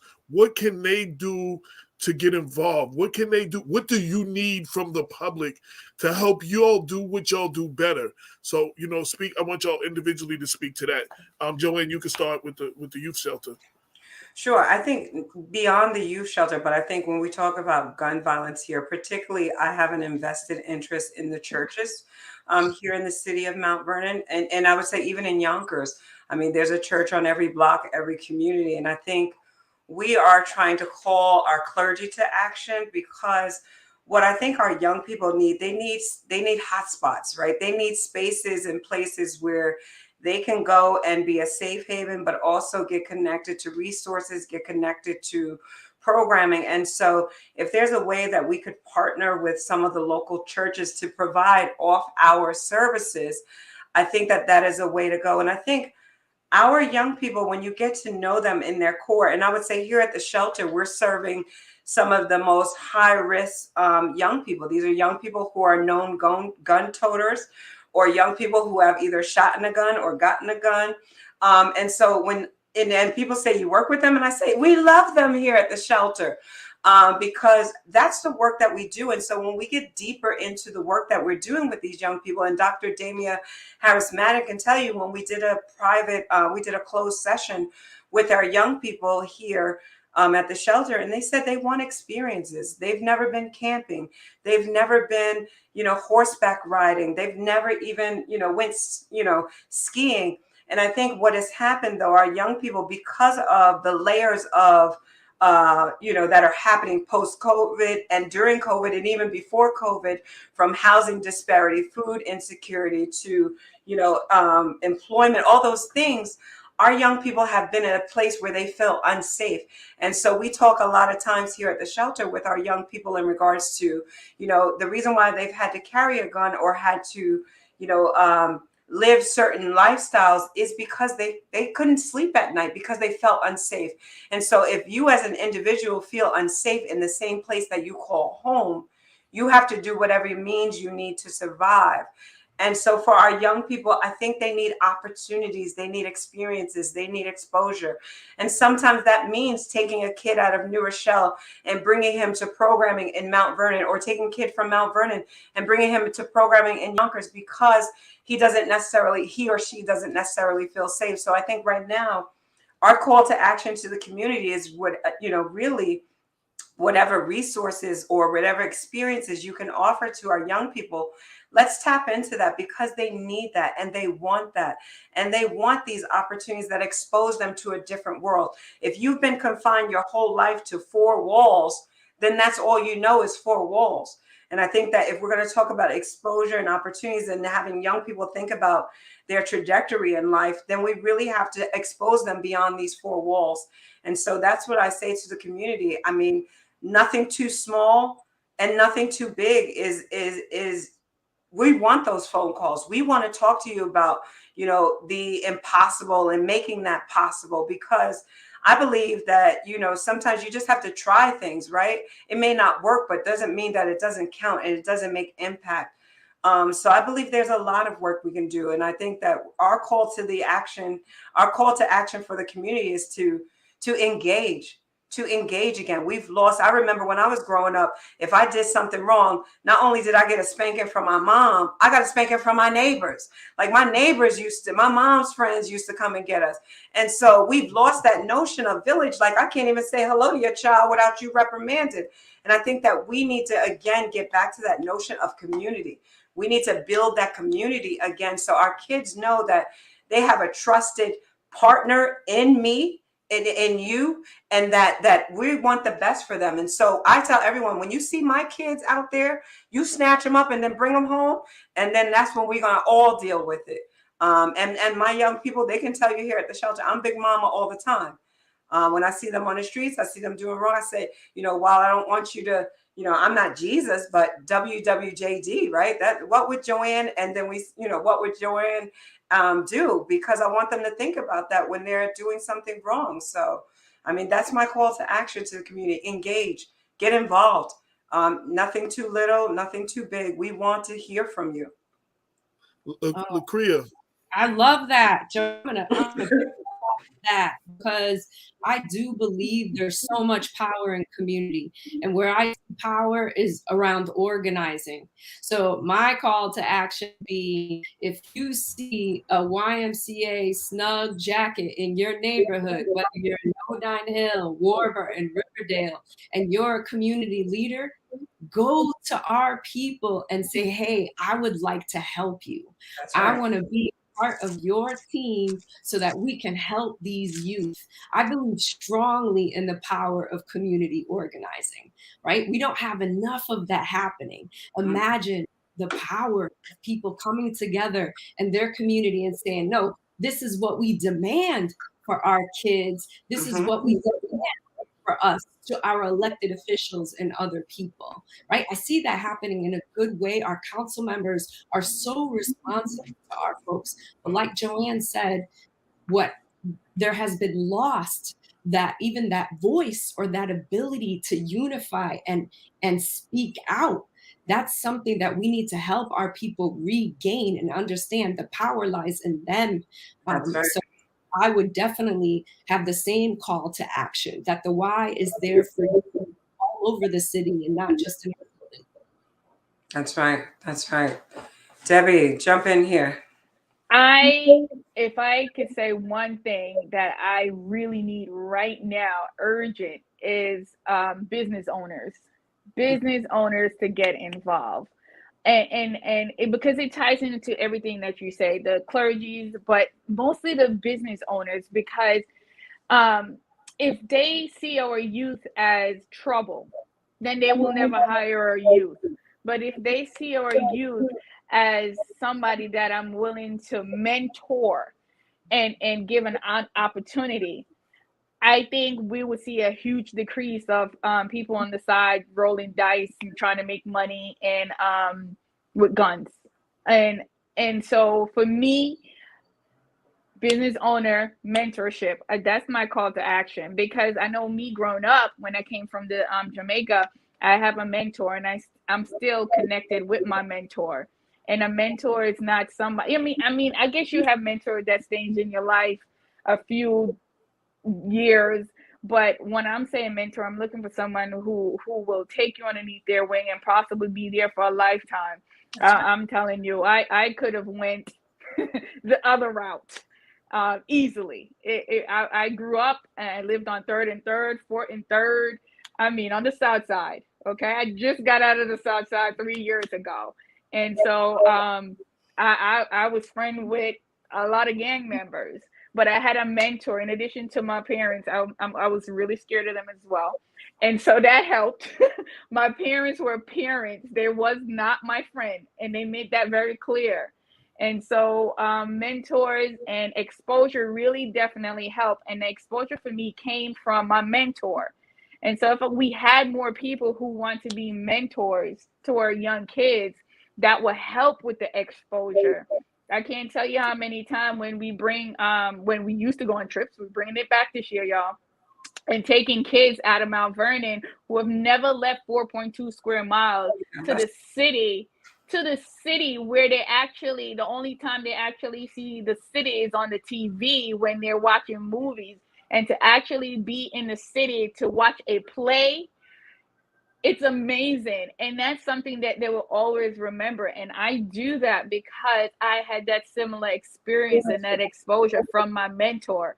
So if we could have a mentor, the call to action is people out there. If you're in a position where you can mentor a young man and a young lady from middle school because it's needed, then that's what you do. We don't always need financial help. I mean, that's always needed. Let me clear that up. JBS still needs money, okay? We always need the financial help, but sometimes when you are mentoring, it doesn't mean that you have to financially support them. It's just having that conversation, being a person there they could come to and trust and believe that you're actually listening to them and not talking at them, but talking with them makes a big difference, believe it or not. I agree, Deb. And I think that, like you talk about the business, having the businesses get more involved. And I think, too, that there's a conversation that needs to be had with our county and local elected officials in regards to either the IDAs or the economic development units, because I think that, we need to push the power of our young people, right? And really the young people being connected to jobs, right? Because a lot of times we don't have this pathway for young people into employment, right? Or into career pathways. And so many a times they are outcasted because jobs are necessarily focused on skill set, talent acquisition, which is great. But if we've really developed these pipelines for our young people into these businesses and into these efforts, these skilled jobs, I think that we could have a lot more. So I say that because I know certain businesses, especially when it becomes to construction, there's certain clauses that happen where they have to hire a percentage local. And if we dig that just a little bit deeper and really talk about percentages of how many youth or, justice involved, how many, I think that we could push the needle just a little bit more, because what's happening too is that while businesses are coming to town, how many of our how many people just locally, not even young people, how many people locally are really accessing those jobs? And I think, correct, our young people are sometimes overtrained for entry-level jobs. They got an OSHA 30, they got a serve safe, they got a, first aid CPR.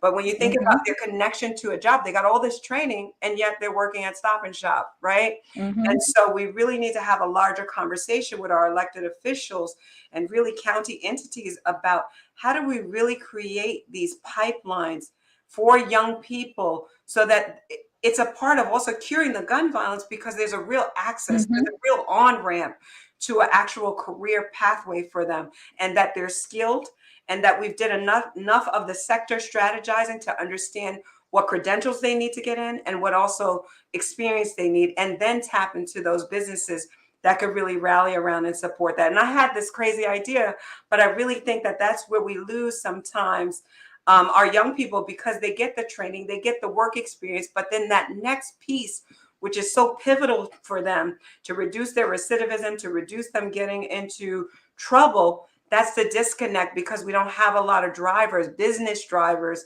in our community that really attach themselves to these young people. So that's my 2 cents right there. I don't know if anyone else wants to jump in, but that's definitely my 2 cents there. Well, I'll jump in since I think the great thing about the folks that are on this call and those that are probably listening already know that we're approaching this with, a public health approach, and that's looking at the problem, defining it, obviously identifying the risk and the protective factors, which come through all the work that you all are doing, that I'm doing, developing those strategies and looking at the effectiveness of it, right? And so often, I'm going to just kind of play the devil's advocate here. We talk about mentorship, but we don't look at effective mentorship. That's What right. we have to look at is not just, because if I had a nickel for everybody that comes to me to say, and this goes back to even Mount Vernon, I got a mentorship program. I got a great mentorship program. Really, do you recognize what it means to be a mentor? And that's not just a short-term fix, right? So we got to be really careful when we market that, because I'm a big fan, and Joanne, you know this, of vocational mentoring, which is what Debbie's talking about. It's like we work together too long, we're reading each other's minds. But I'll take it a step forward, right? I often lecture about sponsorship, because there's much research out there that speaks about mentorship versus sponsorship. And a sponsor is someone that's a higher notch from a mentor. A mentor is one that's appropriate. That's somebody that is going to help you through some challenging times, be that listening ear, let you know TJ Maxx is hiring, let you go, I know, but the Sponsor is going to be the one that says, I know AJ Woodson, and I know you want to be a journalist. I'm going to introduce you to AJ, and I want you to bring your piece to AJ to see if we can get this run, right? A sponsor is someone that's going to say, I know Sean Patterson Howard. I know George Latimer. I'm going to walk you into their office. I know Ken Jenkins. I know that there's a position open in the county or the city and DPW, wherever. I'm going to put you on, right? That's what a sponsor does. And the sponsor makes sure that even though you're expected to do the preliminary work, that sponsor, I'm still looking for a sponsor. If anybody out there wanting this, okay, because I got some great mentors in my life, but I definitely need sponsors because they're going to take you to that next level, right? And the sponsor, I can sponsor others, but the thing is, I can't find one for me. So if you know somebody, please let me know, all right? But the point I'm making here is we use mentorship a lot, but I think it has to be defined and people need to understand. So when AJ asked the question, like, what do we need from the community? It's sponsors more than mentors, because we can find mentors, good-hearted people who just want to help.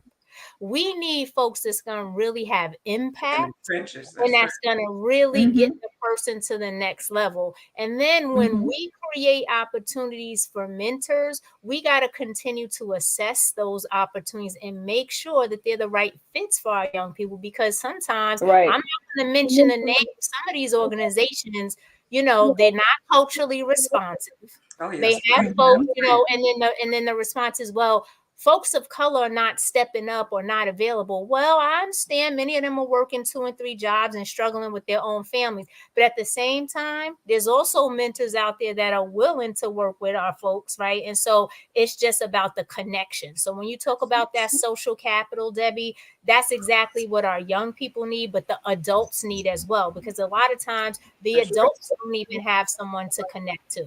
So, this is all full circle. I'm listening to what everybody is saying here. I think that we have more opportunity today than we've ever had before, just because of those that we've mentioned already. This is not about politics, but we are at a stage and place at this time where we have folks in position that we're holding accountable, and they're actually saying to us, tell us what you need. So the community has to be vocal, but what the community cannot do, and I'll speak to someone who is a decision maker, is come with status quo stuff. They got to come with innovation. Our children deserve that. They got to come with stuff that they want, like Joanne mentioned, the simplest things that we kind of put to the past and said, oh, that's too old, we're not going to think about that. Those are the things that these kids look at on TV, and they see through the lens of other people's lives, and they say, gee, I've never been fishing, or I've never been on a hike. Those are simple things that require very little.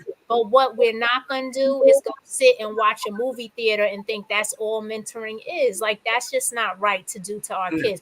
We need to be informing them about what, high growth industries exist, where there's opportunities that none of us was told. If any of us attended Mount Vernon High School back in the day, nobody sat down and talked to us about the stock market. They didn't talk to us about high yielding, high growth industries. It just wasn't discussed. You were either going to be this, that, or that. A cop, a teacher, police. We've come so far. Or a lawyer. So many. Right. A doctor. Oops. But there's just so many opportunities that exist. My daughter and I, we look at Forbes from the time she was 12, and now my youngest one leaves like little I don't know, statistical equations for me to solve. I'm like, I can't right now, but at least she's thinking about being a human computer, right? She's telling you, I want to be a human computer. I'm going to be Katherine Johnson. That's what we need from the community. We need them to talk. We need to keep talking about the unsung heroes, the sung heroes. We need to keep exposing them so that they know that there's an alternative path. And the last thing I'll say is, I love the city of Mount Vernon. I love the city of Yonkers.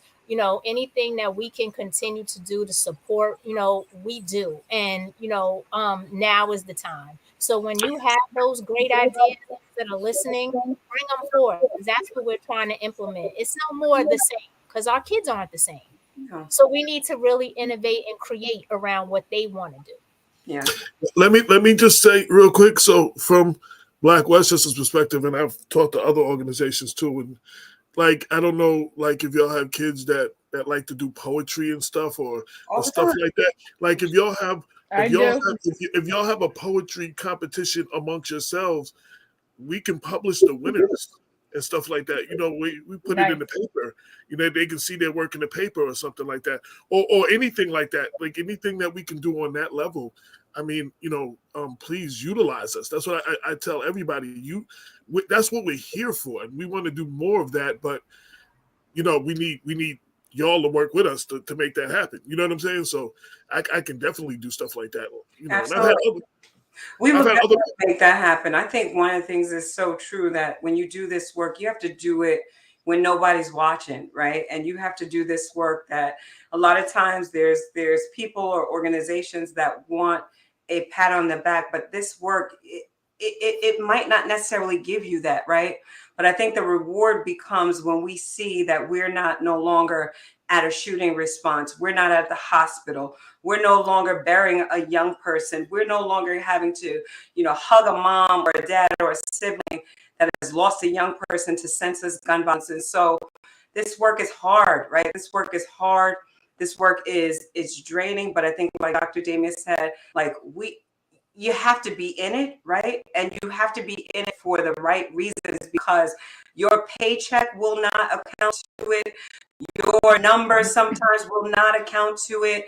This is just work that is all about saving lives. And so, you know, I think that that's why we're here is because this work for us is really ingrained life work. Like we're just trying to save young people from dying, right?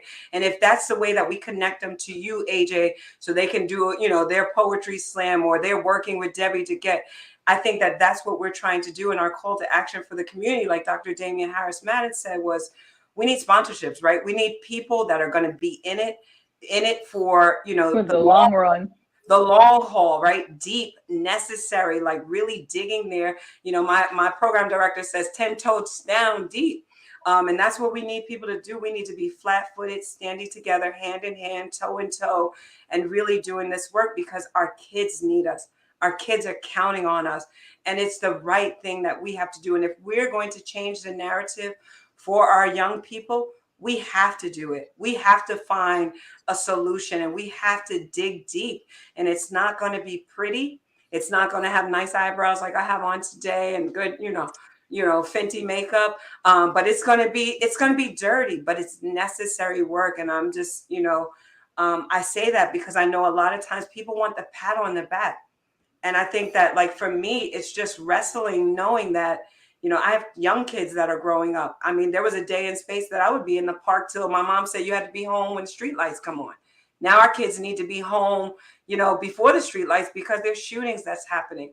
And I want my 2-year-old, my 3-year-old, my 5-year-old, my 8-year-old, I want them to go to the park and be safe and have fun. I want them to be at the movies and experience being a kid. And so, you know, this work is personal here. It's personal because our children really need us to change the narrative. And so I appreciate the work that these ladies are doing. And there's really a call to action to every community. Even in Rye, you might not have shooting, but you have resources that we can access here in Mount Vernon and Yonkers. And so this is a call to action for anyone that's watching this, that if you can be of service and be of help, whether that's a mentorship, whether that's, you know, sponsorship, whether that's, you know, you own a business, whether that's also you can teach the kids how to sew and knit, whatever it is, please, we need your help. Our kids need your help. Can I just jump in there too? Our parents need our help too. Absolutely. Yes. There's a lot of parents, and I'm not going to say this is just a gender related issue, but I'm going to speak about the males for a second, right? I mean, we need males to better understand their role as those kings and those leaders for our young people to see and know. Some fathers truly just don't know. And just like some mothers struggle as well, we hear more about the struggle of the mom because she's working, she's trying to balance life, but there's also the dad that's trying to do the same thing. And so the extent to which the churches and other places can reach out beyond their scope into the community and help. I mean, I know that historically, men don't come out and say as much out loud that they are struggling and that they need help. But somehow we have to figure out in the community, how do we get our fathers to be more engaged? Because even if they're present in the home, that does not necessarily mean that they're being fathers to their children. And so what's happening is the girls that are growing up, they're perpetuating the cycle of finding men that may not be good role models for their children and so on. And it's not for a lack of them not wanting to be a good dad. It's because no one taught them how to be a good dad. So therefore it's a ripple effect. And the same for the mom who thinks it's okay because she works a lot of hours and her kid got on the newest Jordan, she's the best mom. No, ma'am. That means that we've got to figure out a balance on how you teach your children values and like, how can we help you do that? So if there's another call, I would say, to most definitely allow some of our, adults that are out there to not just think about youth, but think about the entire family, Agreed.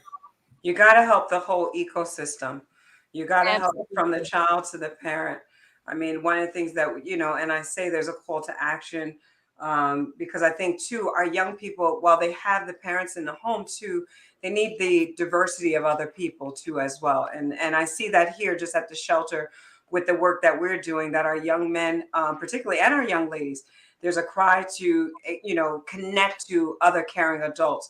There's a cry to also experience, and sometimes parents are rearing based off of what we know, right? We haven't, there's no rule book when you become a parent, tells you what to do. Even some days I feel like I failed my kids because there's really no guidebook for it, right? And so, we as parents, we also need the support. We need that sponsorship. We need that help.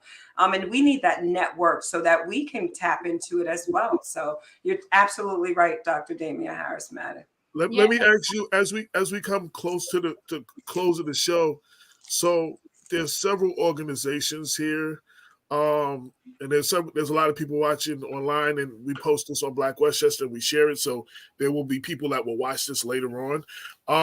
So I'm watching, and I want to get in touch with y'all. I want to find out more about your organization, what I can do.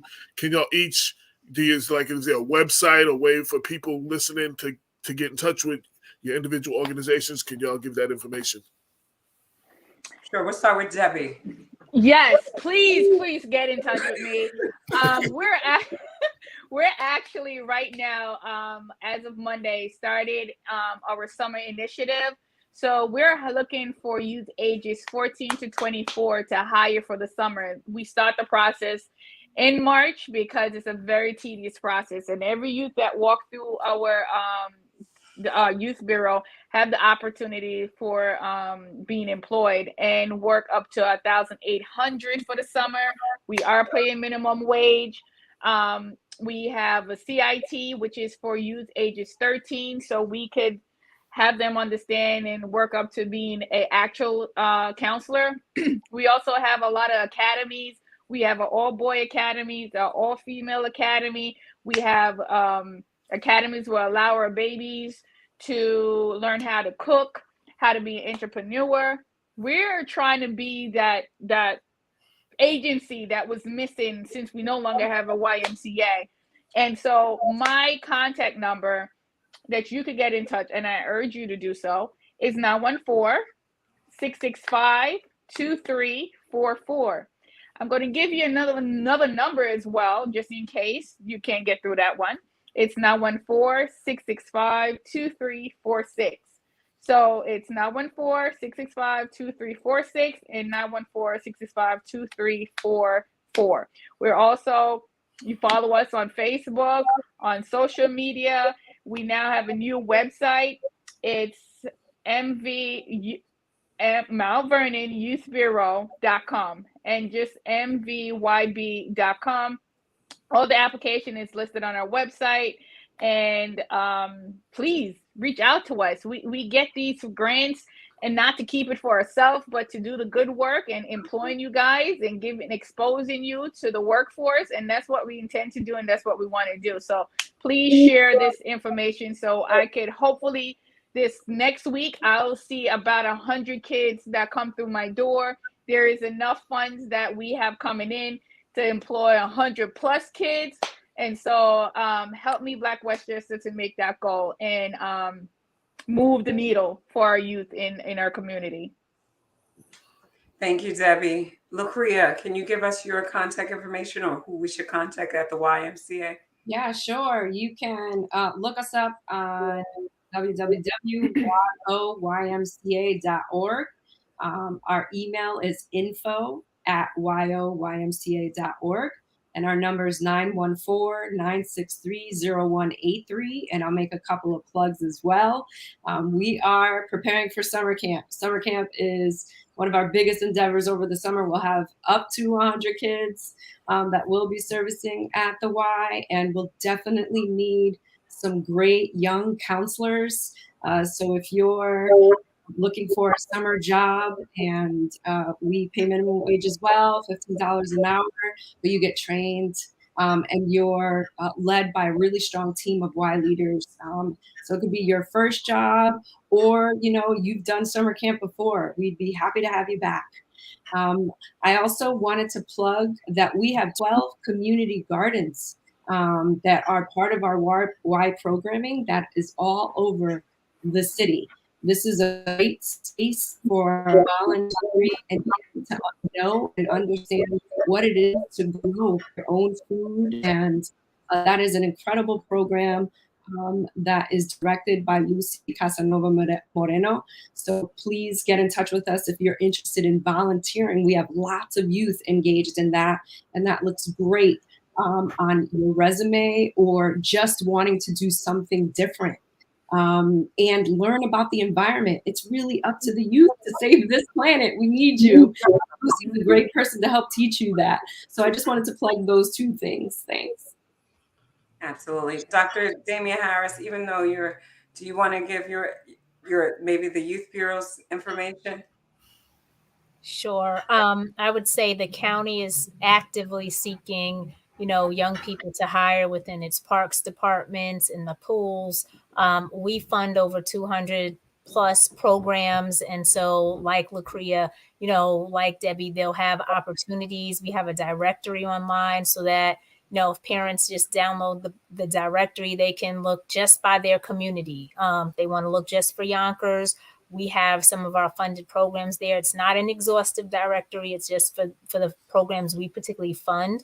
Hopefully, if we get the right intern in this summer, we'll be able to improve our directory. But for right now, you can find programs that are in your neighborhood, whether you're in Rye, Yonkers, New Rochelle, Port Chester. You can look on our website. And if you go to westchestergov.com, go under departments and go to the Youth Bureau. That's where you'll find our information. Our general number is 914-995-2745. Good luck reaching someone, because we are looking for a bilingual office assistant. So if someone out there hears this and they know how to want to help organize events, answer phones, help support the team administratively, and can speak Espanol, we really would appreciate it. So you can contact me directly on that. My email address is deh3@westchestergov.com. Thank you. And on behalf of the Youth Shelter Program of Westchester, I also want to say, while we are housed here in Mount Vernon, we serve the entire county. And so I'll put a plug out here in regards to if you're a parent and you're having some trouble with a young person between the ages of 16 to 24 getting into menace or anything of that nature, please give us a call here at the Youth Shelter. That's exactly what we do. We work with those young people that are high risk and really kind of getting into some trouble. So our number here is 914-668-4702. You can email us at info@ysow.org. And you can find us on social media, Facebook, Instagram, and Twitter at YSOW4Youth. I would also like to put a plug here, because as we talk about this gun violence and we're about to end this show, the Youth Shelter is running an initiative that is called Youth Cred.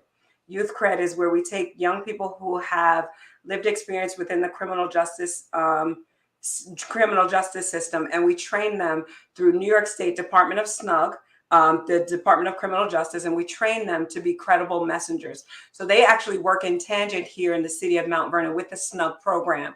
And so I think that young people who were once known as troublemakers or bad characters are now seeing themselves in a different format. They're actually seeing themselves as a part of a contributing factor to solve the crime that's happening. And I think that if we talk about where you're going, you have to see yourself there. And we're allowing that to happen through our Youth Cred initiative.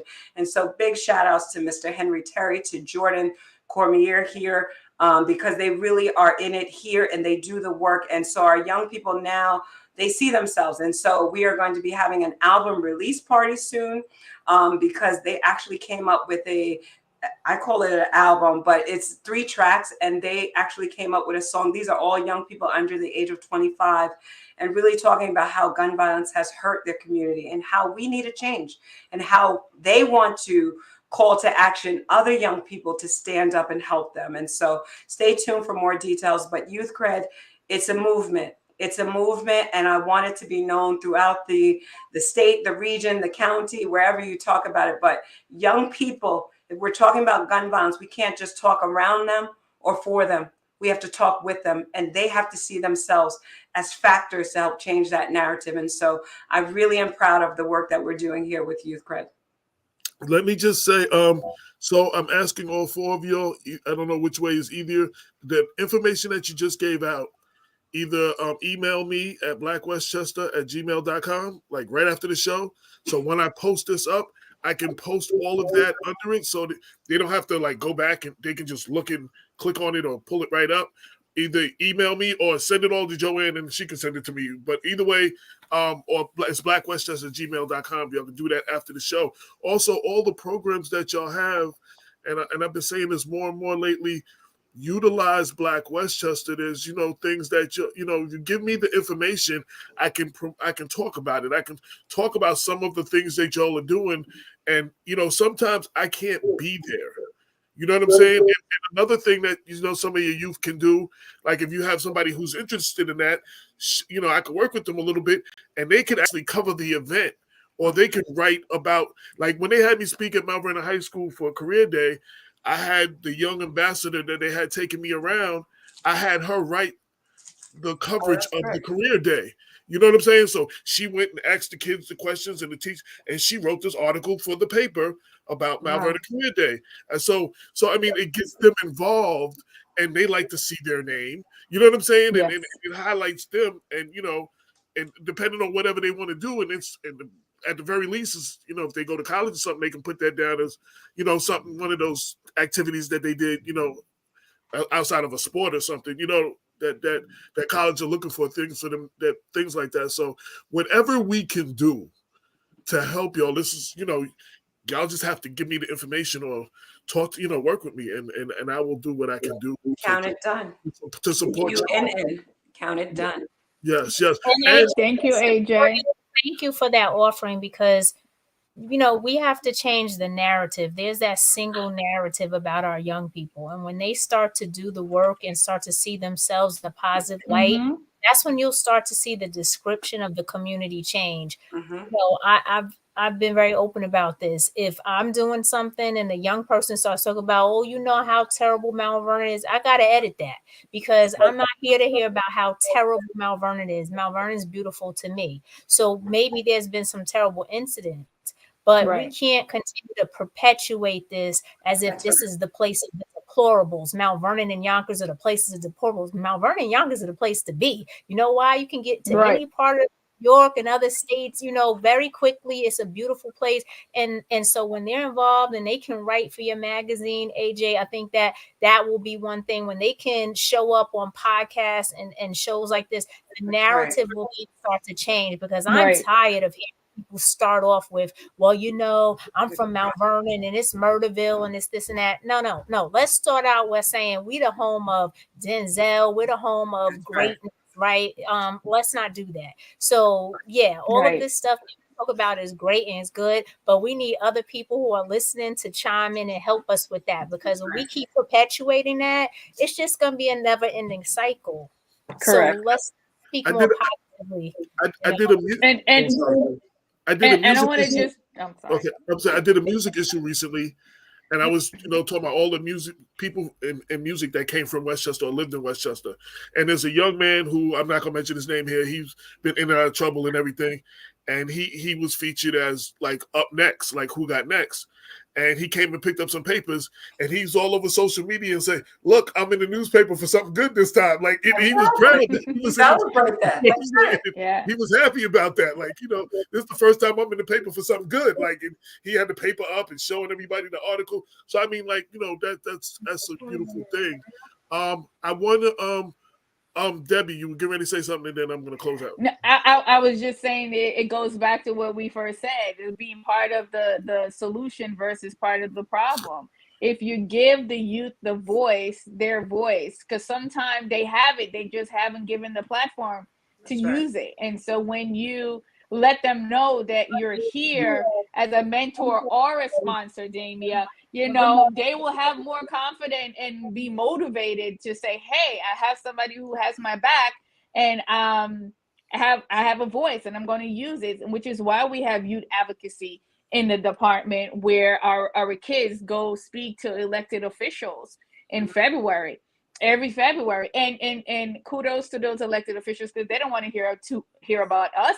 They don't want us speaking to them, and they hear about our youth, and and do changes in the community. And yeah, I am too aggravated, tired of hearing people negative about a city grew up. I've been living in Mount Vernon longer than I've been living in Jacob, and I'm also tired of hearing when people say there's nothing or if there's something in their communities for you, but you just have to have the willingness and seek and search, right? And just like how you could go on Facebook and TikTok and all those other social media and search and follow other people, follow the youth shelter, follow the Westchester County Youth Bureau, follow Yonkers Youth Bureau, follow the Mount Vernon Youth Bureau.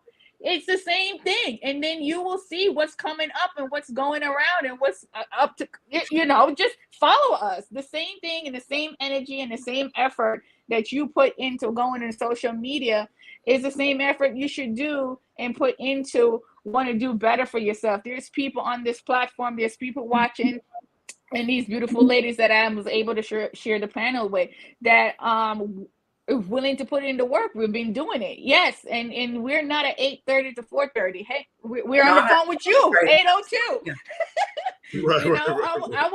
Our work is 7 days a week. And whenever you call us, we're there. And so there's so many people who don't know what we're doing. And so I want to say thank you to you, AJ, for putting us on the platform, and Joanne for inviting us, for us to be able to voice this opinion. And I know that this will go far out. And so there will be more people that understand and appreciate what we're doing. And that doesn't mean that it ends. It's just where people are willing to do the work with us. Put that 10 ton, right, Joe? That's right. You broke up at the end, but yes, that's right. I want to give Joanne her flowers. I know she said this is the first time she has co-hosted a show or something like this. I asked her. She answered the call. Several people have commented, you're doing a great job. You did a great job. I want to congratulate you. And don't be surprised if I call you a couple more times, like, you know what I'm saying, to fill in the future, you know what I'm saying? Because it's a beautiful thing. I want to, talk about the ladies, I want to celebrate. There have been a lot of ladies behind Black Westchester that you didn't really see, like you see me and Damon, but Cynthia was the first co-host of the show and was there for like the first 100 or so episodes, and she's a columnist and she does a lot of articles. We had Lorraine Lopez, who's been very instrumental in helping us. And I joke, she got the key to the city from one of the mayors. She has been my key to the city of Yonkers for a lot of ways. She done opened a lot of doors to places I need to go in Yonkers. So shout out to her. Tasha Young has been behind the scenes and has helped a lot. Brenda L. Crump, I call her my mistress of information. There were several times me and Damon were on shows and we're in the studio and we're talking about, somebody, and they came out with this book and she's typing the words to the name of the book and the author and everything. And you heard us talking about it. We sound so great. Brenda was feeding us the information of the subject we were talking about. Thank God for a woman. Yeah, so I mean, and one person was talking about, I got this event. A guest was like, I got this event coming up. I think it's such and such and such. She found the event and posted the flyer while the guest couldn't remember the date. Like she's been rocking with us since day one. Juanita Lewis, she has co-host a few times. Tasha Diaz, before she was running for office, as co-host a few times. Priscilla Ichi was very instrumental in the beginning. Sometimes people wouldn't answer the phone and we needed calls. We needed a quote. She would walk up in Reggie's office and get a quote. Like, you're going to give us a quote? She would walk up in somebody's office and get that quote. So it was so many women behind the scenes, and I just want to salute them. And also, like I said, Dr. Robert Baskerville has always been holding me down, but I wanted to celebrate some of the women, because like I said, you see me and Damon, but there were a lot of women behind the scenes that held us down. And I'm sure I'm forgetting there was way more. So anybody who's had anything to do with Black Westchester, we greatly appreciate you. But Joanne, I want to thank you for a job well done. Thank you for having me, and thank you for having these sheroes on the call. Because I'm just one person, but yet together we are a powerful force. And so I'm just grateful that these women said yes to, and that you gave us the space and place to really have this critical conversation. So thank you. And again, for the people that didn't see this in the beginning, I called Joanne and I said, who would you like to see on the show? So Joanne put this show together. Joanne contacted the guests and put all of this together. So this is Joanne's show today. Joanne made this happen. So I mean, I just want to give credit where credit was due. You know what I'm saying? So thank you all. Don't forget to email me right away after the show. Gotcha. The information that y'all said, because as I put the video up, I want to put that stuff under it, and people can just see it and make it easier. They don't got to look it up. They don't got to go back. What's the number again? It's right there. They can just read it off. Thank you all for what you do. Yes. Black Westchester gives you all your flowers. Hopefully this is the beginning of a conversation, because we couldn't cover this all in 2 hours. But hopefully this is the beginning of necessary conversation, and people will continue this conversation on their own. And anybody watching, you heard, like I say, Black, I can't do it alone. These ladies, these women cannot do it all themselves. They need help from the community. So if you have access to something, if you have free time, maybe it's just you just have money. Maybe you don't have the time to do something. Put your money behind the people that's out there and got boots on the ground. You know what I'm saying? So and the other thing I was saying, what you were saying about the youth, an idea. I think we should put something together. The people running for office, especially like Congressman Bowman running for re-election and people like that, there should be something where, they come in and they hear from the youth, like put together a forum, like the youth get a chance to speak directly to them. These are the things we need. These are the problems they need to hear that. We got state senators running this year. We got the assembly members running. Absolutely. We got our congressmen running. You know what I'm saying? It's a good time. I don't know if that's something we can do between now and June, but if y'all it is something we can do. And I think there has been some forums already. They've had a couple of youth town halls, but I think that we can kind of continue to push the needle. So I think, yes, there's something we can do. Anything I can do to help facilitate that and partner with y'all in something like that. Because, we always talk about, and this came from Brenda, as I borrow phrases when I hear them and I like them. We talk about what the youth need, and we talk about what the youth don't have, and we talk about all these things for the youth, but we talk about it without the youth. We can't talk about what they need without including them. Like, you understand what I'm saying? Like, it's very valuable. So shout out to everybody that's tuned in. You could have been doing anything, but you decided to ride with us, and we greatly appreciate it. This has been Black Westchester Presents the People Before Politics Radio Show, episode 333. We stream live every Sunday, 6 to 8, on Facebook, YouTube, and LinkedIn. And if y'all ever need to reach me, anybody listening need to reach Black Westchester, blackwestchester@gmail.com. Let me say goodbye for Lucria. She said, I'm sorry her connection was lost. And she was like, great to be part of the show. Thank you for having me. So her connection, as you see, some of the connection. That's the thing with doing this at home now, not in the studio with Wi-Fi. Everybody's Wi-Fi is like crazy. Okay. But I think we got the message through though tonight. Yeah. So all of y'all, stay in touch with me and let's take it from here and build. And with that, we're out. We're out, people. Thank you, ladies, for joining me. I truly appreciate it. Thank you for having me. Thank you. And AJ, thank you for the space again. I hope that we have part 2 down the road. So absolutely. Let's talk about that behind the scenes. Let's make that happen. All right, let's do it. All right. Thank you, everybody. Thank you for tuning in. 22 million black victims of Americanism are waking up, and they're gaining a new political consciousness, becoming politically mature. And as they develop this political maturity, they're able to see the recent trends in these political elections.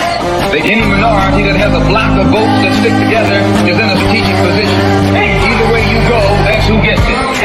You're in a position to determine who go to the Whitehouse and who stay in the doghouse.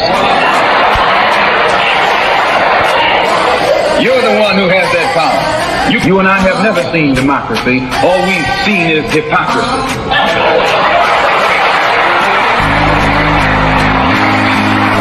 When we open our eyes today and look around America, we see America not through the eyes of someone who has enjoyed the fruits of Americanism.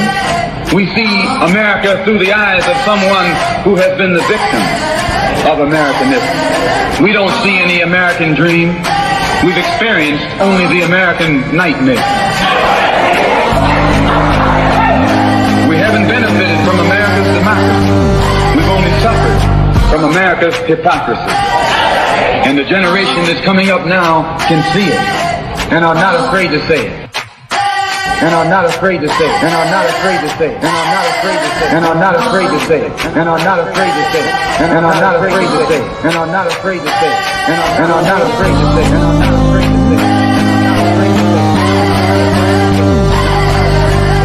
And are not afraid to say it.